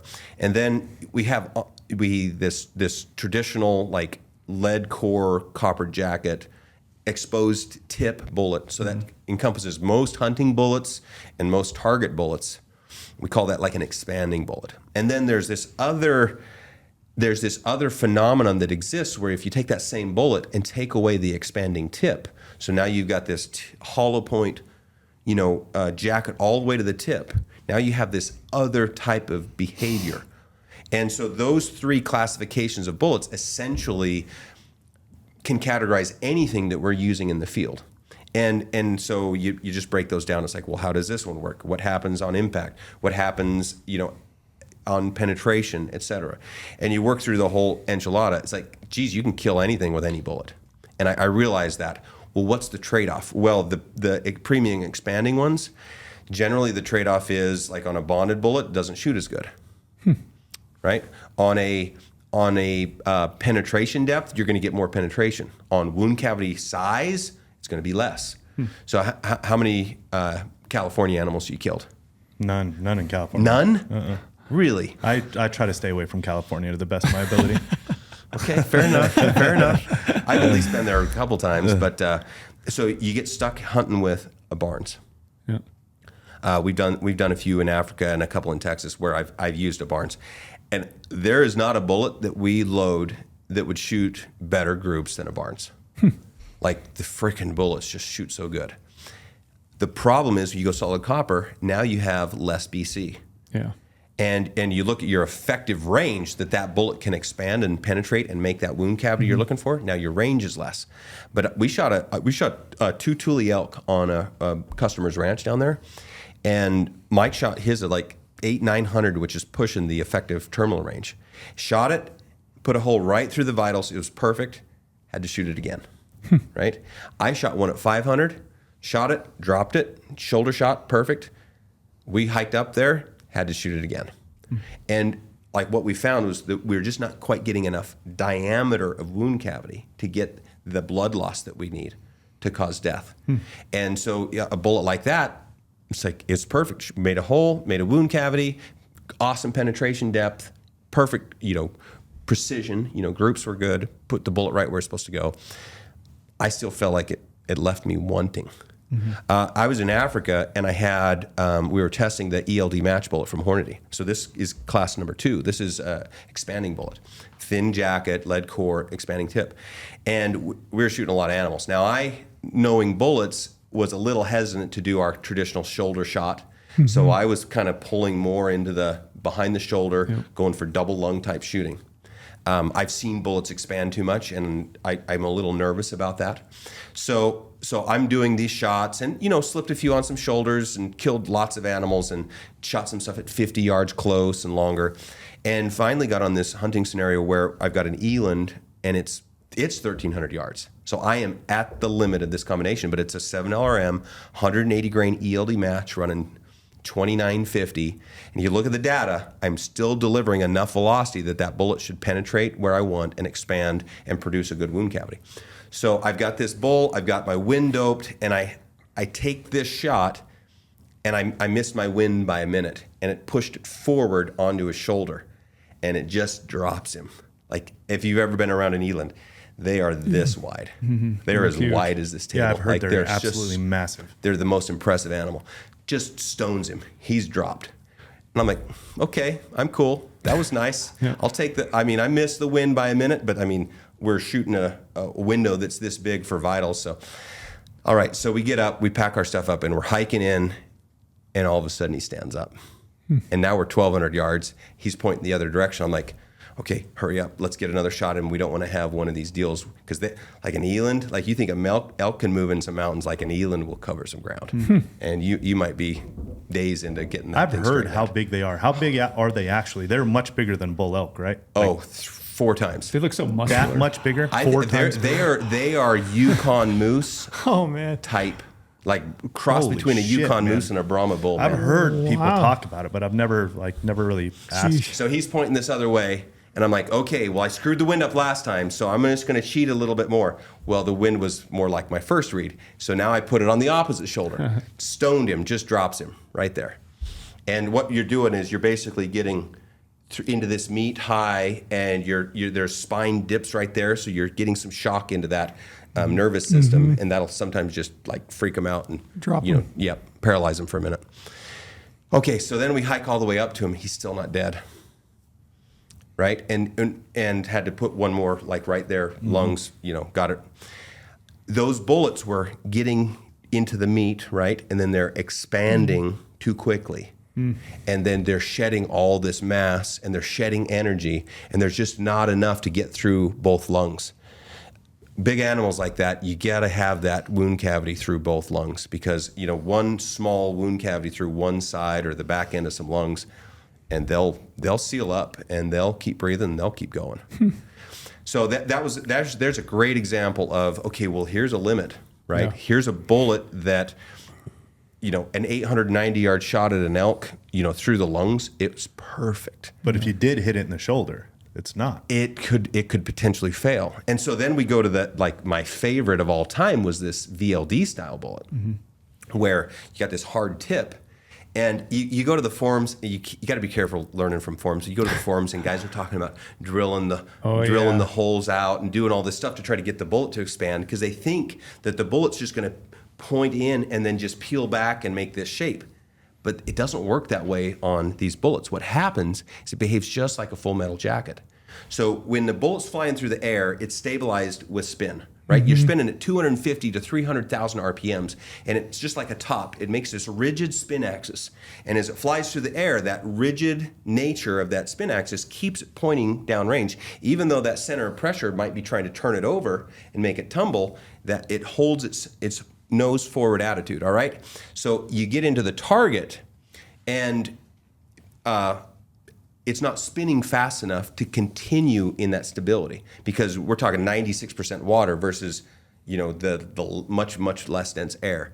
So the bullet goes unstable. Spin stabilization doesn't work anymore. So you need two things to happen. Like if the bullet expands and gives you a shoulder, it transitions from spin stabilization to shoulder stabilization. And that's why those wide flat nose bullets will penetrate straight through, is the pressure on the nose. If it tries to turn, the pressure on the leading edge will straighten it back out. So you get a shoulder stabilization with a little tail, like an arrow stabilizes, a little tail stabilization.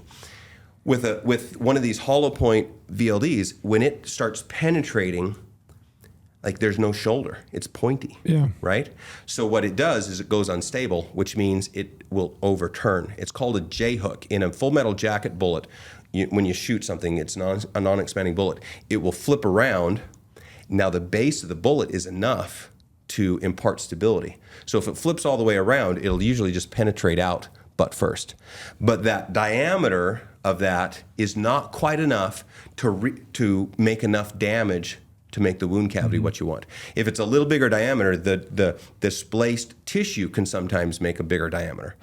So that bullet goes out butt first. It's like, it probably isn't sufficient to kill. And so maybe you have to shoot again. So you always saw us with those bullets, we were shooting shoulder. So you smash some bone, that bullet starts coming apart. You smash bone and you've anchored that animal. And maybe the wound cavity of the bullet wasn't like massively huge inside, but he's incapacitated, and you've anchored him, and he will bleed out pretty quickly. A lot of the times with those bullets is when they start to turn, structurally they don't have enough strength to go sideways through that tissue, and so the nose will break off. And so most of the time, the way those bullets are expanding is they'll go in, they'll go unstable, shears the nose off, and then they expand and make a mess out of what's left.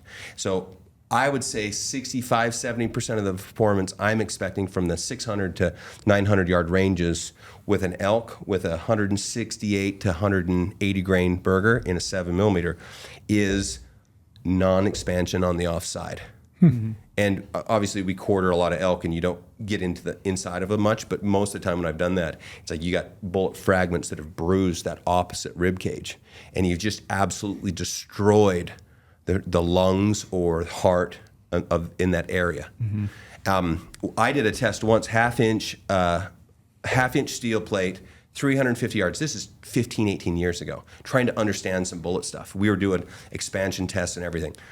And I shot Accubons and Barnes and like all these super duper bullets and this VLD bullet, and literally all those bullets would smudge the steel. That was it, and the VLD bullet would knock a hole straight through it. And what we did when we did some expansion testing is what we saw was that shape, because it doesn't have that soft tip that essentially disintegrates on impact and creates this bigger area to do work with. Because you have this really small tip, you get a really high dynamic pressure, and you get if you break down a wound cavity, you have your upset distance, which is the penetration that you get before the bullet does something different, turns over, expands, whatever, and then you have this huge wound cavity, and then you have kind of the final penetration after it's kind of had this huge massive energy dump, come apart, what's left and how much energy it has kind of dictates that. So this VLD shape, you get this massive, 3-inch plus upset distance. So you think about smashing an elk right on the top of the shoulder, not down at the knuckle, but up high. You don't have that much meat to get through. Smash that shoulder, then you got some ribs and stuff, and then you've got that spine, and you've got all the lung stuff that's there. Like it's the most perfect, awesome shot because it anchors them so you're not tracking them, and then it does enough damage in the lungs that they bleed out and die as quickly as possible, which is always our goal. So you take that VLD bullet, it gets in there every time. And everybody's like, oh, what are you doing shooting a target bullet? It's just going to blow up when you hit. It's like, no. Yeah. The failure is it flips around, J-hooks, and pokes out the other side. The failure isn't that it blows up. Thermoforms, I love that stuff. But that's the good that's nugget. the kind of shit that I love. Because that's like, as a hunter, that's the real knowledge dump of, okay, what am I shooting?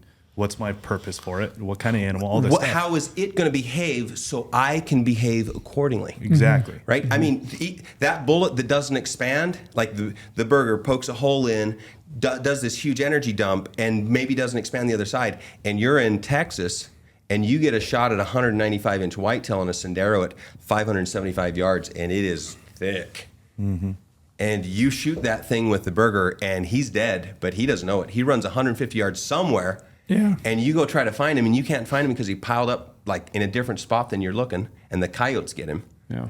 Or you shoot him with a Barnes that absolutely just blows a hole straight through him, and he's just pumping blood out the other side, and you trail him right in there, and there he is. Yeah. It's like, so there's two scenarios. Do the same thing on a mountain goat. You got a mountain goat, and he's a big one. He's a book goat. He's on the cliff face. Which bullet do we want? The Barnes? The one probably that, not. The one that anchors The him. one that anchors him right where he's standing. Probably not the VLD right there, because you're going to potentially that upset distance gets it through the animal. I've seen that on antelope before. We want that one that just expands, and we want to just smash him and just absolutely annihilate him and anchor him right there. And we want to shift our aim point forward into that high shoulder, so we are breaking up some spine. So every bullet has its limitations depending on the conditions. Every scenario probably dictates the perfect bullet, and it's probably not the one that you've got loaded and ready for. Yeah. So just understanding how the bullet that you have behaves will drive, well, how far am I going to shoot? What type of shot am I willing to take? Am I willing to take this really extreme quartering shot? Am I willing to take this shot on the shoulder or aim for the heart? Like if you know how your bullet behaves, then you can maybe adjust just a little bit. Yep, that's a very good point. That's one of those sections I'm going to have to go back and listen to I probably 3 agree. or 4 times. Do you believe in a one cure? It's a lot of hunters. You can't, right? It gets so expensive and it gets so time consuming and all this stuff. But is there a gun where somebody could shoot an antelope to a whitetail in Texas to an elk? Top of a mountain? I don't change my bullets. I don't change my bullets. You just change the distance? I change my behavior and the shots that I take. Because you understand. And I accept your limitation. The limitation and deal with it. Yeah. And antelope, okay, so maybe you don't get the perfect wound cavity, right? Maybe it zips through him and it doesn't just anchor him right on the spot. I do not shoot shoulders on antelope. Even though I don't shoot 85-inch antelope, I have a hard time blowing a hole out the other side and ruining the cape. Like I love antelope too much for that. So I'm usually shooting double lungs. If I'm shooting a VLD bullet, it's not going to expand enough. But is he going to go 15 miles in the mountains and pile up in a crevice that you're just it's going to kill you to find him? No, he's going to run a mile over here, and you're going to take this 2-track over, and you're going to get out and you're going to go get him. Yeah. So it's like conditions dictate that acceptance. Whereas that bullet, in my opinion, is the perfect bullet on an elk. I'll take the performance on a mule deer. I shot my brown bear at 50 feet with that bullet and smoked him. There's a lot of good that comes from that. So when people ask all the time, because we get asked quite a bit, like, what if I want a gun from antelope to elk and all this stuff, what should I get? And we get asked that question a lot. The answer more so is just understand what you have and the capability for for the purpose. Well, you know what? We love getting gear. We really do. New gear is awesome. Oh yeah, Trail will test that. We love it. Trail? It's the best. I think, like, if you were going to go buy a gun right now, I would go find a 7 PRC. And like, we invented the 7 LRM in 2011. It's pretty much the same thing. I mean, we've shot so much with that or with 7 Rem Mag. 7 PRC is kind of the same thing. Why go buy a 7 PRC? Yeah, it's a new kid on the block. I mean, it's pretty sexy. There's one reason. You can buy really, really good Hornady ammo, shooting ELDX bullets or the CX bullet or the match bullet. You pick your poison. All 3 categories, pretty much. You can go buy that ammo for sub $40 a box, and it's freaking good. And if you just learn how to deal with the velocity changes over lots and just put a system in place to deal with that, you can get a $1,000 gun to punch way above the spend, way above the spend. And I think that bullet is absolutely sufficient to do your North America stuff. That's cartridge size, bullet weight, impact velocities in our hunting distances. Yeah, I would do everything with it. It's a great takeaway. That's an awesome takeaway. Yeah, that was awesome. Have you ever looked at getting a 7 PRC? I have one. Oh, you do? From Gunwerks. Heck yes. Yeah, I have one. Oh, I need to play with that. Yeah. Or do I? Actually, I might not. I think you've got 7 LRM. I have 7 LRM and a 6.5 PRC from you guys. Yeah. It looks like we need a 7 PRC. Yeah. I like buying new shit. Let's buy something right now.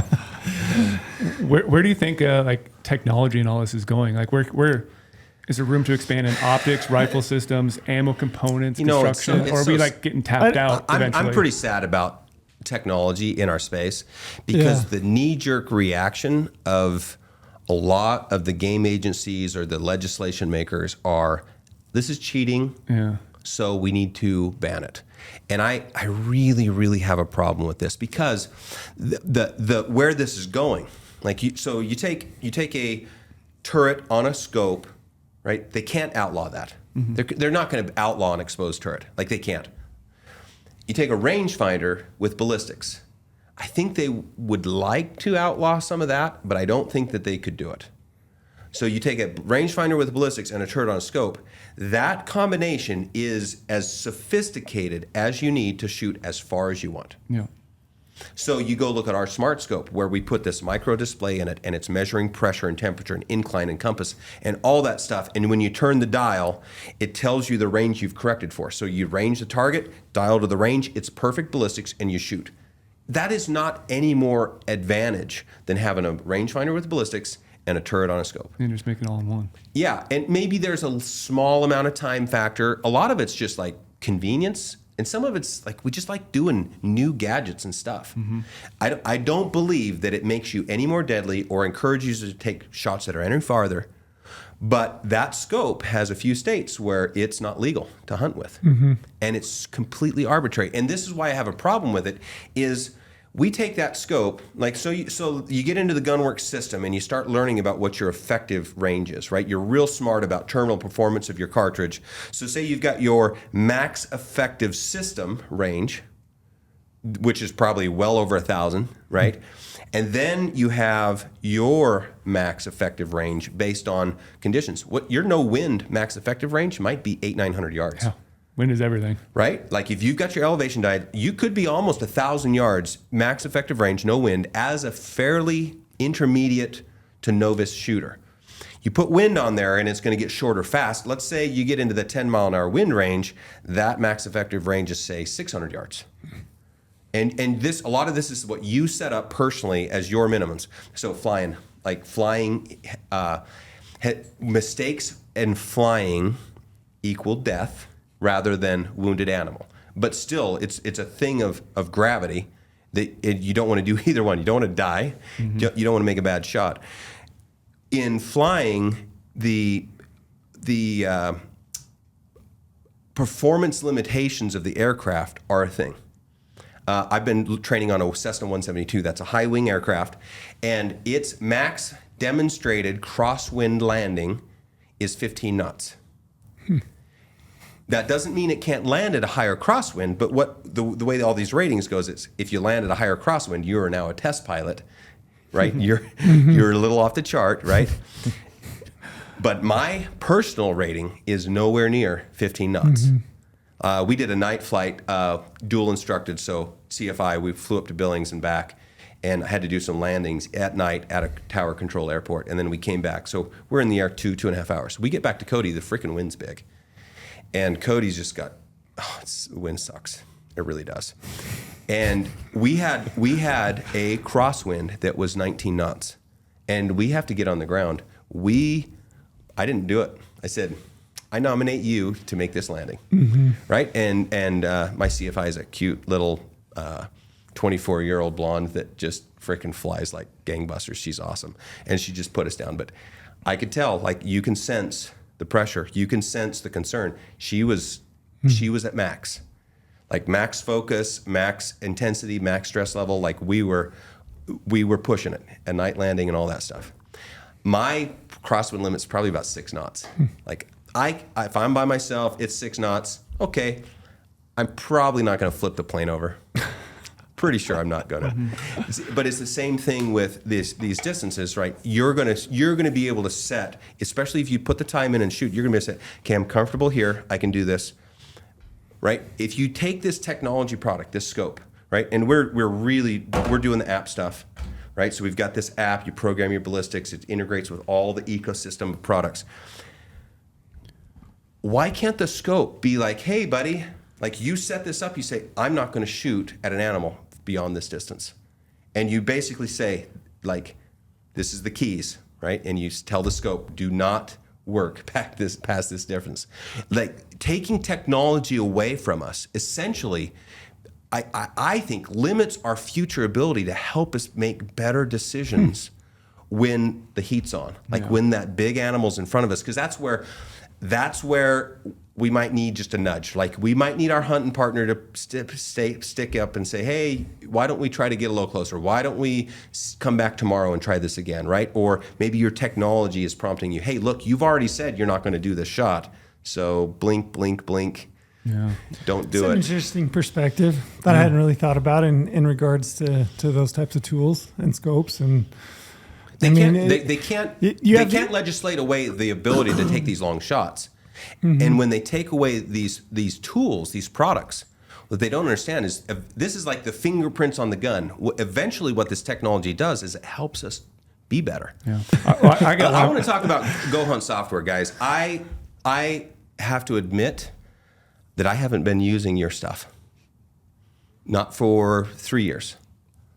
And I saw this new feature you guys just released, and I'm getting pretty excited about it. Like we've been doing so much app development. To me, I'm starting to see how apps and services can like change like outcomes. And frankly, I'm hitting you up right now. Our rangefinders need to talk to your app. Totally and they agree. need to drop a pin. Completely This agree. needs to happen. All right. We are fully on board for that. We would love to do that. We control our software. We write our stuff. We don't outsource it. Same with us. Same here. It's like we can make this happen. Absolutely. We have a new little Android platform with some GPS. It's like I need to figure out how we can get access to your software on that. That might be like an end of the year product. It's like I want that. Yeah. But tell me what has changed in the last 2 years since I haven't been deep into this. So what's changed in the last 2 years? We have now accomplished the full circle of product suite that we've been wanting to accomplish. Cool. Which I'm that sure is a you cool can. Place. You've been there, right? You beat us to that spot with your products. But we knew we were always going to be, or always wanted to be, if we could make the right products and have enough people that wanted them like we do. We knew we were going to be the start, the middle, and the finish of a hunter's annual cycle, right? Finding tags, do the research, find the tags that you want, the experiences you want, hunt with people, party hunts, whatever it is, hunt on your own for big stuff, little stuff, whatever it is. We knew we were going to be there, and we knew we were going to be through. If you didn't draw a tag, here's your other opportunities. Here's all the over-the-counters. Here, you need to pick up a bow. You need to do this. Here's all the content. Here's everything you can learn. Everything you need to be a, over-the-counter or second draw type of hunter in some of these states. Then into the e-commerce part, because honestly, the e-commerce was an interesting one. We never really had truly planned on that in our. If you look back at the business model in 2010, when we, wanted what we wanted to fund as far as a business was, e-commerce had nothing to do with it. But what we found was we were getting so many questions for guys like Brady and Trail and Brandon and some of these guys who are just so diehard hunters. Why do you have those boots? Why do you use that backpack, that tent, all this stuff? We're like, man, we really have a voice here that we can help people. Like, how much money have we wasted on gear? So many dollars. That had flashy marketing and we thought was cool because we're gear junkies, right? Yeah. Trail. And how much money have we wasted? You know what I mean? And that's where we came from with the e-com stores. Like, man, we can save people. I don't know if it's wasted, but I burned a lot. No, you got to look at it as education. Yeah, not wasted because you learned. But now what can we do? Sure. We can educate on time and less spend of money on gear that is tried and true. We only carry and use stuff that is tried and true that we've used, we believe in, all that stuff. The part we were always missing though was in the field, right? Like we did all this work and look, maybe we're not as very smart, but this offline app stuff is not easy. And it's really, I know exactly what you're doing. It's and really I agree hard 100%. Work. It's really hard work. And, did we underestimate how hard it was going to be? Yes, we thought we'd be here sooner, whatever. We're there now, which is the good news. And so now we have this in the field part that is connected to the rest of the ecosystem. So all this information and knowledge dump that you're gathering through this process of going hunting into the field. Now, when you're in the field, all of this is being captured and now plugged back into your ecosystem when you come back in the next year for research and all this stuff. Well, the app itself, right now, obviously, the purpose for an app on your phone is offline navigation in the field hunting. We believe it goes a lot further than that. We believe the need for an app goes a lot further than that, and that's what we're continuing to build off of is an app, a navigational phone app is a navigational phone app. It's a map, right? I've never used a map without having a purpose for the map first. I always go to a map with a purpose. My purpose is hunting. And there's good products out there for a purpose-built map in the hunting space. But, in our version of hunting, everything of importance comes before the map, and the map is just kind of that last piece, right? And the more power we can put into an app over and above mapping is what's going to lead to more success for a hunter, right? Mm-hmm. So we have the map now, and we have some very specific things in it. Like we just launched Topo. Mm-hmm. It's a very hunting-centric Topo, right? We were very focused on contour intervals, elevation band lines, like tighter things, so you can really find pinnacle points and choke points and all these things that a hunter is really focused on, not necessarily looking at something, am I going to get clipped out, right? That's a little easier. But when you focus on shading, contour intervals, all these things, you can start to find these fine-tuned little animal behavior type mapping features, right? So we're still carrying out some of these like features in the map itself, but it is not. That's just the beginning. That's like scratching the surface for us. It's so much money. Oh God, it's so much money. Like we're very small. Like our app, most of our difficulty comes from Bluetooth communications and like how devices talk. The ballistics side, it's actually really easy to do a ballistics app. Like you got just algorithms, you got inputs, outputs, done. It's like the communication is the hard part for us, and that's absolutely there. But I probably have $650,000 of wages that I've paid in developing our app to our point. Yeah, I don't want to say the you number. have to be a factor of 10. It's a good guess. That's Probably, a really good guess. I would guess. No, honestly, that was a very good guess. Yeah. Honestly, I'm just being straight up with you. Just looking at complexity. I mean, I know what it takes. Like we're trying to do like a simple, mapping vectoring solution for this one device, just to drop, just pin drops, right? Yeah. And just getting offline access to data. Yeah. Like I feel I just have a little glimpse of what your pain is. Yeah, like and it's then significant. And then like I said, we wanted to talk to the rest of the ecosystem when you're done too. So then now you have these access points and keys where you're bouncing in and out of service. Now what are the communication tokens going back and forth of you have service, but it's only for a minute. So and it only downloaded 20%. So does it drop completely, or do you just pause it and wait for the next? But what if that happens 100 times on a hunt? Now you have all these half-baked I don't think most people realize like all the small decisions that have to be made to try to yield a product that has an outcome that is like user friendly. Yeah. Like my goal is if I make a really, really sophisticated technical product and I give it to a customer, if I have to give him instructions, I fail. Yeah. It's not good enough. Yep. I failed. If you have to have an owner's manual, it's a fail. Entirely agree. And that's where we're focused. I fail a lot.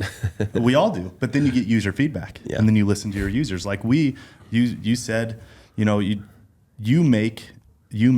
try to anticipate what somebody needs, and then you get the user feedback if that was true or not earlier in the podcast. Yes, that's exactly what we do. You have to take the user feedback and you have to run it through a filter and understand the root cause. And project the need for that root cause. And that's exactly what we do. But yeah, man, it has been a slog of a fight to get to this point, but fuck it, we're here. Yeah, I've been watching some of the stuff that's come across over the last couple of years, and it's pretty cool. I need to get. Truth is, I just haven't been hunting. Yeah, I just have not been doing enough field work. I am just. Honestly, I'm getting pretty lame. Time to get out. Yeah. I honestly haven't either, to be completely truthful. I had my son 4 years ago. I haven't backcountry hunted since. Now this year he's 4.5. We're good. We got 2 in a row. But yeah, I'm the same way. And we've been so focused on this, right? Because the rest of our business hangs in the performance of this, because this is that final piece. You're going through the same cycle I did. I mean, I love outdoors and I love hunting. I love the social piece of it. Like I love the proof piece of it. Like all the preparation and just proving what you've achieved and what you've created and what you've developed. But I've noticed as I'm going to say mature rather than get older. But as I've matured and as the business has become like more and more significant, like there's 85 people that are together building these products at Gunwerks. Like there's 85 families that are getting supported by what we do. And all of a sudden, like there's a little more pressure on me to not screw up. I've made some huge mistakes. It's like they cost so much. Yep. And to me, like creating a product that somebody goes and has success with, to me, gives me more fulfillment than going and having success. Like my success is their success. Completely agree with that. My most favorite thing in the world, a customer sends a picture of a sheep that he killed. He came out for a level 3 course. He's a East Coast, money manager guy, like not from our world. And he comes out he goes through the systems, guns, comes out, does this level 3 course, and has a sheep hunt, and he goes and kills a sheep, and he kills a freaking 42-inch twister, big based, absolutely dark stone. Like I am just wet looking at this sheep. Like I want to go do that. And he talks about this steep shot and is straight out of level 3 and this and that. And I look at his face, and like he lost some weight to do this hunt. And I look at his face, I'll bet he lost 20 pounds on this hunt. And you can just read the entire story of what that was to him. Not just the shot and the success, but the whole preparation and the journey and that experience. And it's just writ large on his face. Yep. And he sends me this, and he's just like, we were probably one of his first emails is communicating to us how he was successful, at the end of this journey that we were a part of. Yeah. And, sends a picture with, the ram and the gun and the scope coat, and just proud. Like, I love it. Yeah. Like that does more for me than me putting that animal on the wall. And our version of that exact story, I can tell you the most validation and the most happiness I get. There's this undercurrent and theme going on in hunting, that hunting's getting harder. It's harder to get tags. It's harder to do all this stuff. Our whole thing is there is plenty of opportunity. It is just different than it used to be. And we help you. It's that shift of how it works now. There's just a shift of hunting that's happened in the last, what do you guys think, 10, 15 years? That is just this massive shift of opportunity and what's available and how do I go hunting with my dad and my brother, these family hunts, hunting camps, all this stuff. And when somebody sees our product and understands our product and the value of what it supports, and then they in turn turn around and say, I can't thank you enough. This is what I used to do, and now I just figured out a way to do it again in how hunting works now. Like that is our validation story. I love it. Those are great. I love those. Never gets old. I liked what you said, and the fact that you're not necessarily just looking at the animal, the weapon, but you're seeing that entire experience in that guy's face. Yeah. And in the background, that's, to me, that's like the magic. It's just that entire experience that you can, pick apart because you knew what it took. Yeah. Yeah. There is like a sense of satisfaction, and just, you can't. It's always nice to be validated, right? Everybody wants to and it's just, say they don't care and this and that. But unless when you get validated, that's a fucking good feeling. What that image means to me, like if you get to the root cause, that image means I'm going to be able to make payroll for those 85 people, right? If our customers are having that success, then that means I can be successful and I can share that with our Gunwerks family. Yeah. Like that's what that means to me. Absolutely. Yeah, and we've talked about it a lot, but I mean, just for the same reasons. Like I love when I get one of those because I know, and I say this, I'm a broken record, but and you know what hunting and like outdoors and that experience has meant to you in your life and the direction of your life. And I think we could probably all go around the table and like pull out individual experiences in the woods that we've had that have like tremendously impacted our life to the point where it probably changed our life, right? In the direction of our life. And like the ability for somebody else to have had an experience like that, partly in because of what you produce. To share in it. Yeah, to share in that. To be It's a pretty incredible feeling because you know what it's meant to you, and then to have a small part in having them experience that same thing, that same life-changing thing is pretty freaking great. Yeah. It's pretty incredible. Better. Makes the slog worth it. Yeah. Exactly right. Yeah. Did you guys have any more questions? We're what, 2.5 hours? 2:15. I'm gonna keep you all morning. Yeah, I like talking to you though. Yeah, I could keep going. I have a lot of just random thoughts, but Hit him. I got maybe one more. Yeah, do it. All right, so I got you here. I want to hear your thoughts on suppressors for long Oh range shooting yeah, I was gonna ask that one too. versus That's a good directional muzzle brakes. Pros and cons, and I'll preface it maybe to begin Absolutely. with my story a little bit. And I know Cody's really excited about to talk about this because he gives me a hard time a lot. So I don't use a suppressor for hunting, and I'm a long range shooter as well. My reasoning is I like a directional brake. I like to be able to tame the recoil back. So if I'm hunting solo by myself, I can watch that impact perfectly every single time. And I can handle, I shoot 30 cals. I can handle recoil, handle everything. So to me, yes, a suppressor is going to reduce noise, and that's the big benefit. But for me, a directional brake gives me more of what I need for a long range shooter, long range hunter. What brake are you running? I have a Snowy Mountain Rifles titanium snowflake brake 3-port, and I've used the Area 3-port? 419. Oh, yep. And it's a little angle back? Yep, angle back. Okay. Yep, and I've used Area 419. They're Hellfire brakes. Yeah. We can pick any piece of a system, and I can give you a nice 1 hour sermon on it. So I'll try to keep this one shorter. I have a lot of passion for this though, because a muzzle brake is actually a really, really cool tool when it comes to shooting, and mostly because of the things that you just outlined, which was your ability to see your impacts. Yeah, I like to be able to track it when I'm solo. Like Yeah, if I have someone friend sure. with next to me, like it's a little there's a easier. piece of muzzle brake which is to, give you access to bigger recoil without a lot of the negative trade-offs that come with it. And you're shooting a 30 caliber. Yep. If you didn't have a brake, I don't think you would shoot a 30 caliber. No, it hurts. What is your gun weight? 14 and a half 42 pounds. That's my backpack. That's my backpack gun. Dude, I play in a world that's completely different than yours. Yeah. Like a 14.5 pound gun, we can't even make one that heavy. Like customers don't want it. Yeah. The ideal hunting gun weight for, I think a lot of the Western mountain type hunters is probably in that 8.5 to 9 pounds. This is, when I say ideal, this is the customer's ideal. Yep. Like I actually am a customer as well. I like something that's in that weight range. I think a 10 to 11 pound gun, the difference between that, 8 to 9 and 10 to 11 is very significant in the user's ability, the user's experience. Our original LR1000s were 10 to 11 pound guns. Yep. And because we were so new and because we were doing something that was so exceptional, like so different than what most people were used to seeing and able to buy, we were able to force feed them 7 rem mags in 10, 11 pound guns because what they wanted was 4.5 pound 300 rums. Like that's what they wanted.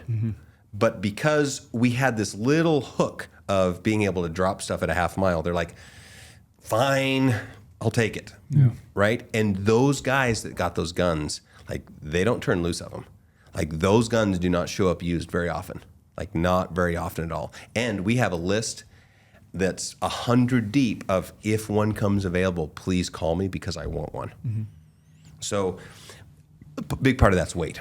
Yeah. Now, when we started, I was anti-muzzle brake guy. Like we did a lot of shooting schools. We were running 7 mags in those 10-pound guns without muzzle brakes at shooting school. Our ammo consumption was very low. Yeah, exactly. Harder to shoot.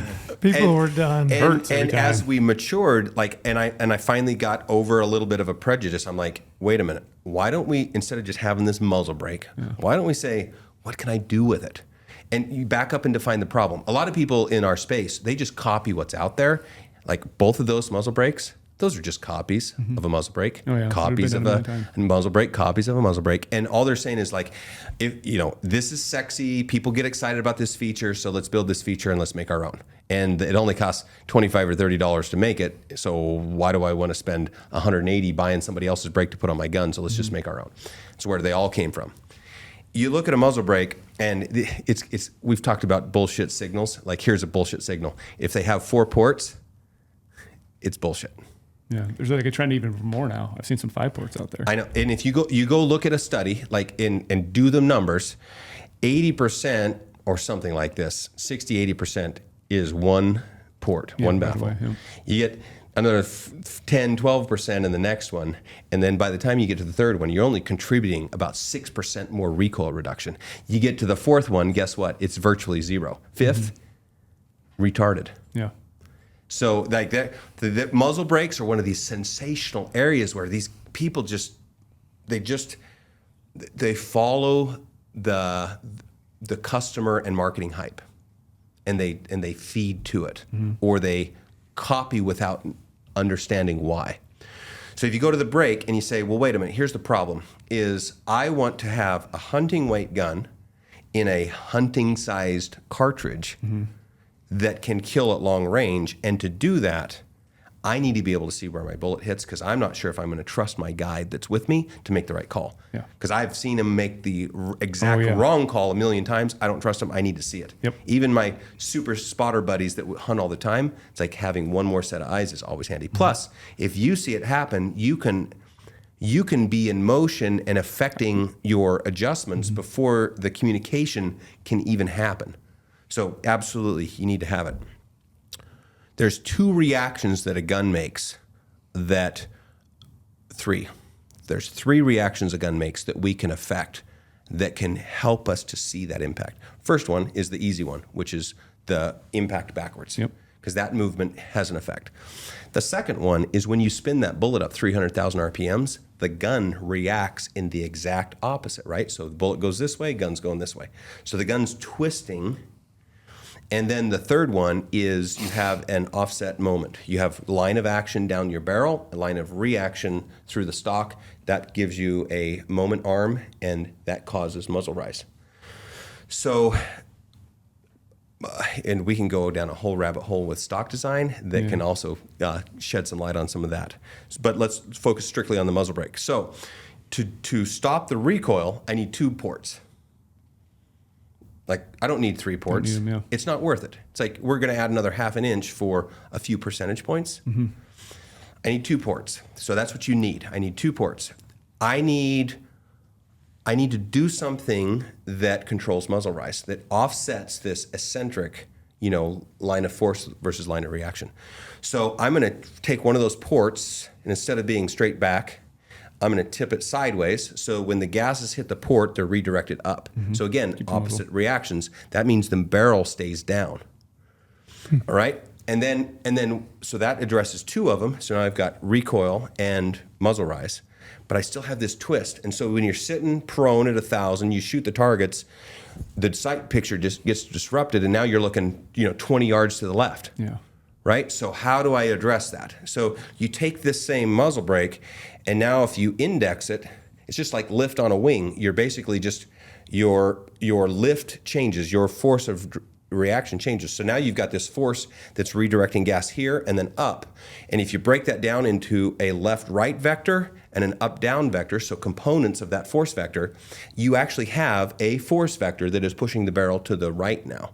So you take a look at our muzzle brake, and you look at, it's just a simple indexing brake, 2 ports, it's got an angled baffle, and it's got a set of numbers there. So for your gun, for you, and the way you shoot, and the weight and the recoil, you essentially just start tuning that, indexing it left. And you index it left until when you shoot, the barrel ends up to the right. And then you back off just a little bit. And now you've tuned this so that when you shoot, the barrel comes straight back, stays down, and allows you to follow that shot all the way to the target.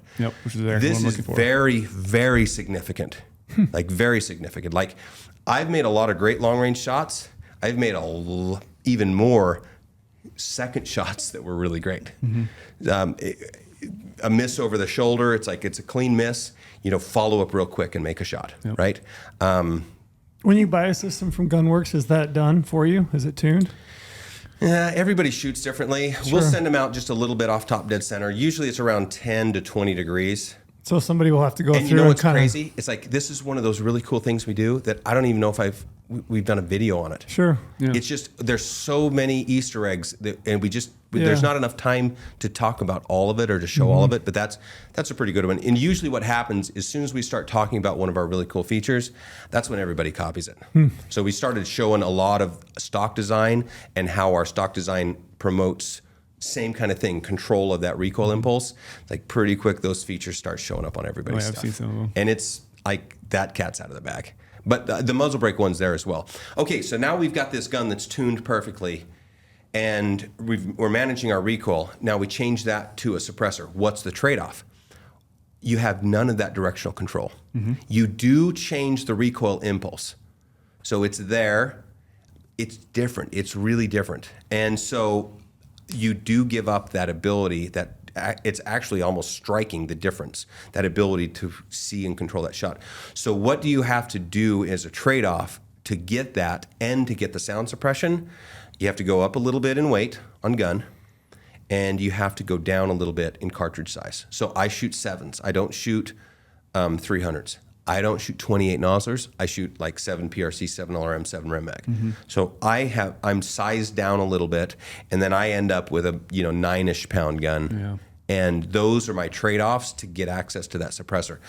I've found, I used a lot of electronics for a lot of years, and that's great, but not everybody has them. I mean, I think I worked hard to get a deal on those and got them for like $800. That is a lot of scratch. So what usually happens is you have foamies. And heaven forbid you shoot without anything, but let's say the worst case is foamies and everybody's got foamies. Well, when you're doing a long-range shot, the ability to communicate effectively is also an advantage. And huge. So when you're muzzle braked and you're plugged up and your guide's plugged up and your spotter's plugged up, hopefully they are, and you're shooting, losing that communication ease is just as, I think, destructive to your abilities as losing the control of the muzzle brake. So like there's an advantage that you're getting back on the suppressor, which is this, like you don't have to foam up. You don't have to have $800 or $2,000 electronic hearing protection, and you can still have that effective communication. There is a animal awareness piece that's nice. In some hunting situations, and a lot of them, it doesn't matter. Hopefully your bullet's there before the sound and it's a one-shot deal and it's all done. So that's most of the time, it doesn't matter. But it's all trade-offs. And you just have to choose which ones you have the most value for. I'm not a big 300 fan. I don't have a problem making that trade-off. That makes sense.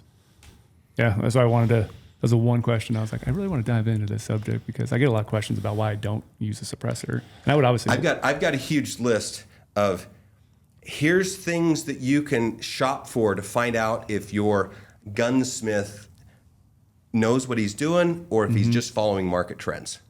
And more than 3 ports on a muzzle brake is on that list. I think it also comes down to maybe people think it looks sexy. And it's like you said, it's not a marketing ploy. 3 ports going to be better than 2. Looks bigger, looks gnarly, but that's not looks how nasty. They sell it. That's not how they're selling it. They're selling it. It's like the most effective brake on the market. Does suppressor affect consistency or accuracy of a gun at all? Yes, and mostly because of, like, it can really screw it up. Like, if it's done wrong, it can absolutely destroy it. So, but let's just assume that everybody that makes a suppressor does it right and it's all good. So no, from that aspect. when you hang a mass on the end of your barrel, you are absolutely changing the dynamics of that weapon. And we're really, really big fans of not trying to make something that's a hot rod that requires this absolute perfect tuning to get this load that works in this gun with this bullet and this thing and this speed. And if you get outside of that, it just all blows up.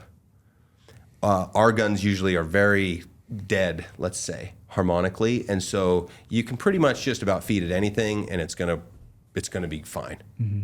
So in that situation, hanging the extra weight off there, again, everything's kind of good, so it's just blah. Mm-hmm. A real picky gun that has these really distinct nodes of performance, and there's tons of reasons why this happens, but let's just say that there exists these two different states. That gun may actually really like hanging that weight off the end, to deaden it up. And if you think about it, if you fish, you have a fly rod, right? And so you're used to this harmonic, this wave that you can establish in a fly rod. Imagine if you hung like a 4-ounce weight on the end of the tip. Like, it just completely changes the dynamic, right? Mm-hmm. And it's going to dampen out those harmonic oscillations that exist in that weapon. And some of those harmonics actually exist when you shoot a gun. Most people don't realize what's going on when you shoot. But when you drop that firing pin, motion starts happening, right? Let's just say you're perfectly dead, like you as a shooter, you're completely steady. So when you break that, all of a sudden this mechanical motion starts. So that firing pin's falling. That means there's a reaction. The whole gun pushes back just from that firing pin falling. So now you've got that reaction started. As soon as that firing pin hits the case, now you have that impact momentum. That causes reactions. Then the primer fires, powder ignites. That starts this whole other thing. Bullet starts down the barrel, gun starts coming back. Like, your gun's moving backwards while your bullet's still in the barrel, traveling down the barrel. Like, think of how many ways you can screw up your point of aim with that. And that's why that consistent release is so important. So many things affect, like, from the bullet starting to move to the bullet leaving the muzzle. So if we look at the loads that exist on a normal rifle system, you got this recoil lug. One of the biggest harmonic inducers is this bending moment that you're pushing this barreled action back and the stock forward, and it's pushing on this recoil lug, and it's literally bending the barrel joint, and it's just like taking that fly rod and lifting it. You're putting this oscillation into the barrel. And there's about 6 harmonic modes that gets established in a barrel, and about 2 of them are fast enough that they happen while the bullet is still in the barrel. So if you think, a lot of the oscillations are vertical. There are a few that happen like left and right. So you say you've got a gas port on one side of an action but not on the other. The action actually stretches, and it stretches differently because there's less material on this side, and so the bending moment of inertia is different. So now you've got this situation where it's mostly vertical, but there is some left or right. And if you think about, you map the muzzle, like just put a dot on the muzzle, and you map that oscillation that establishes in that barrel before the bullet leaves. Your barrel's moving just like this. It's like it's a wonder that we can even hit freaking targets sometimes, guys. It's a small movement. Yeah. So what these guys that have really sensitive guns, they have big movement, right? So there's big induced harmonic. So it's not dead, it's a live system. So you have these big movements. Well, what they're doing when they try to tune a load is they try to get most of the bullets to leave when the barrel's up towards the top, right? It's like throwing the softball in the air. Yep. At the top, for a moment, it's steady. Yep.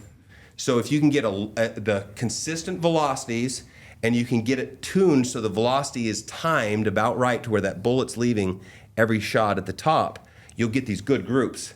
But man, if something comes loose, you get a flyer on velocity or something, it'll happen down at the curve. And here at this oscillation, that barrel's really moving. So 3 shots that are pretty close in velocity could show a pretty big string, and that's where you get this string behavior from. You get all that stuff comes to this really simple concept of this movement. So shot load tuning, putting masses on the end, it's going to change that oscillation behavior and deaden it a little. Now, if you go upstream and you address the systemic issues that cause that oscillation to start with, and let's just assume that it's theoretically possible to eliminate all of them, I don't know that it is, but let's say that you can get close to all of those eliminated. When you shoot, the barrel's just pointing downrange. And the benefit that you get from that is whatever you feed it kind of just behaves pretty consistently, pretty same. And because we've tried over the years to develop this system where we have ammo that we can sell you in the future that works with your system. Now, COVID and powder supply chain and Ukraine and all this stuff is really putting some pressure on us on this, but we've always done that. That's been our thing. And so we can make this ammo, and every gun that comes off the line is shooting the same load, right? We don't have to hand load and tune a load for every gun, which is literally what you get from every other place that you go. And it is big. And a lot of it comes from, making a dead system. Some of it comes from making a perfect chamber. Here's another one of those laundry list items. That's like one of them is an M16 extractor. If the action has an M16 extractor, it means that somebody doesn't quite know what they're doing and they're just following the trend, right? They think that's a cool thing. I think the factory Remington clip's actually a better extractor. Anyways, another thing. If you have a 5-groove barrel, that's another one on the laundry list. If that's what you're advertising you have, then you are just a follower and you don't understand. Now, this is controversial. I would say, I'm not sure that you understand how to make a perfect chamber. You can probably make one that's pretty good, but why do you think guys have to set bullet lengths and tune loads when they build these guns? One of the reasons is because they're using a 5 landing groove barrel. And I'm just going to leave it there. I'm not going to go into the details of why, but I'll tell you all the barrels that we make are 4 or 6. And some of the guys that are sharp will start thinking about that and they'll figure out what's going on there. And obviously we share everything that we do eventually, but we'll leave it there so that we don't get into another half-hour discourse on barrel making. But a little Easter egg there. This has been so awesome. I've been geeking out the whole entire time. Definitely an education in all things guns. One that's over my head, for sure. Yeah. But the cool thing is, that's what we do. Sure. Yeah. We actually, that's the reason you do it. We do that, and then all you just do this, push this, do this, aim, shoot, dead. And that's and I talk about that a lot. Just me personally as a person, I don't know how to work on a snowmobile, but I can ride the shit out of one. I don't know any of the words and verbiage you guys are using and all that stuff, but I feel really comfortable when I get behind a gun. I think it just gives you the confidence to know that there is somebody like Aaron out there that knows the absolute. That doesn't sleep at all. Yeah. That knows only does this. Yeah, that knows the absolute ins and outs of everything to do with that firearm.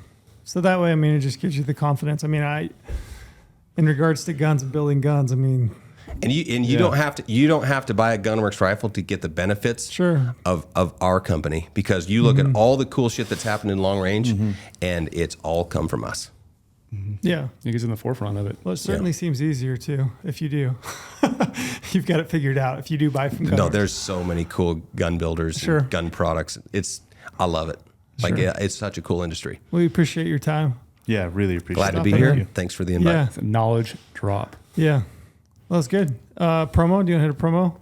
Just a short one real quick. One. Yeah. Use promo code podcast when you sign up for Insider, guys. So that's going to give you 50 points back to the GOHUNT Gear Shop. And like Lorenzo was saying earlier, it's time to look at leftover opportunities, second draw stuff, turn back tag things, and also being able to use GOHUNT maps in the field. So the Insider Research platform will give you everything you need to be successful right now and to pick up some tags, and then do a bunch of e-scouting, take all that maps in the field, have a better fall. So promo code podcast will save you big when you sign up, and then buy some cool gear too at the same time. That's it. Thanks, guys. Thanks, Aaron. Appreciate it. Thank you.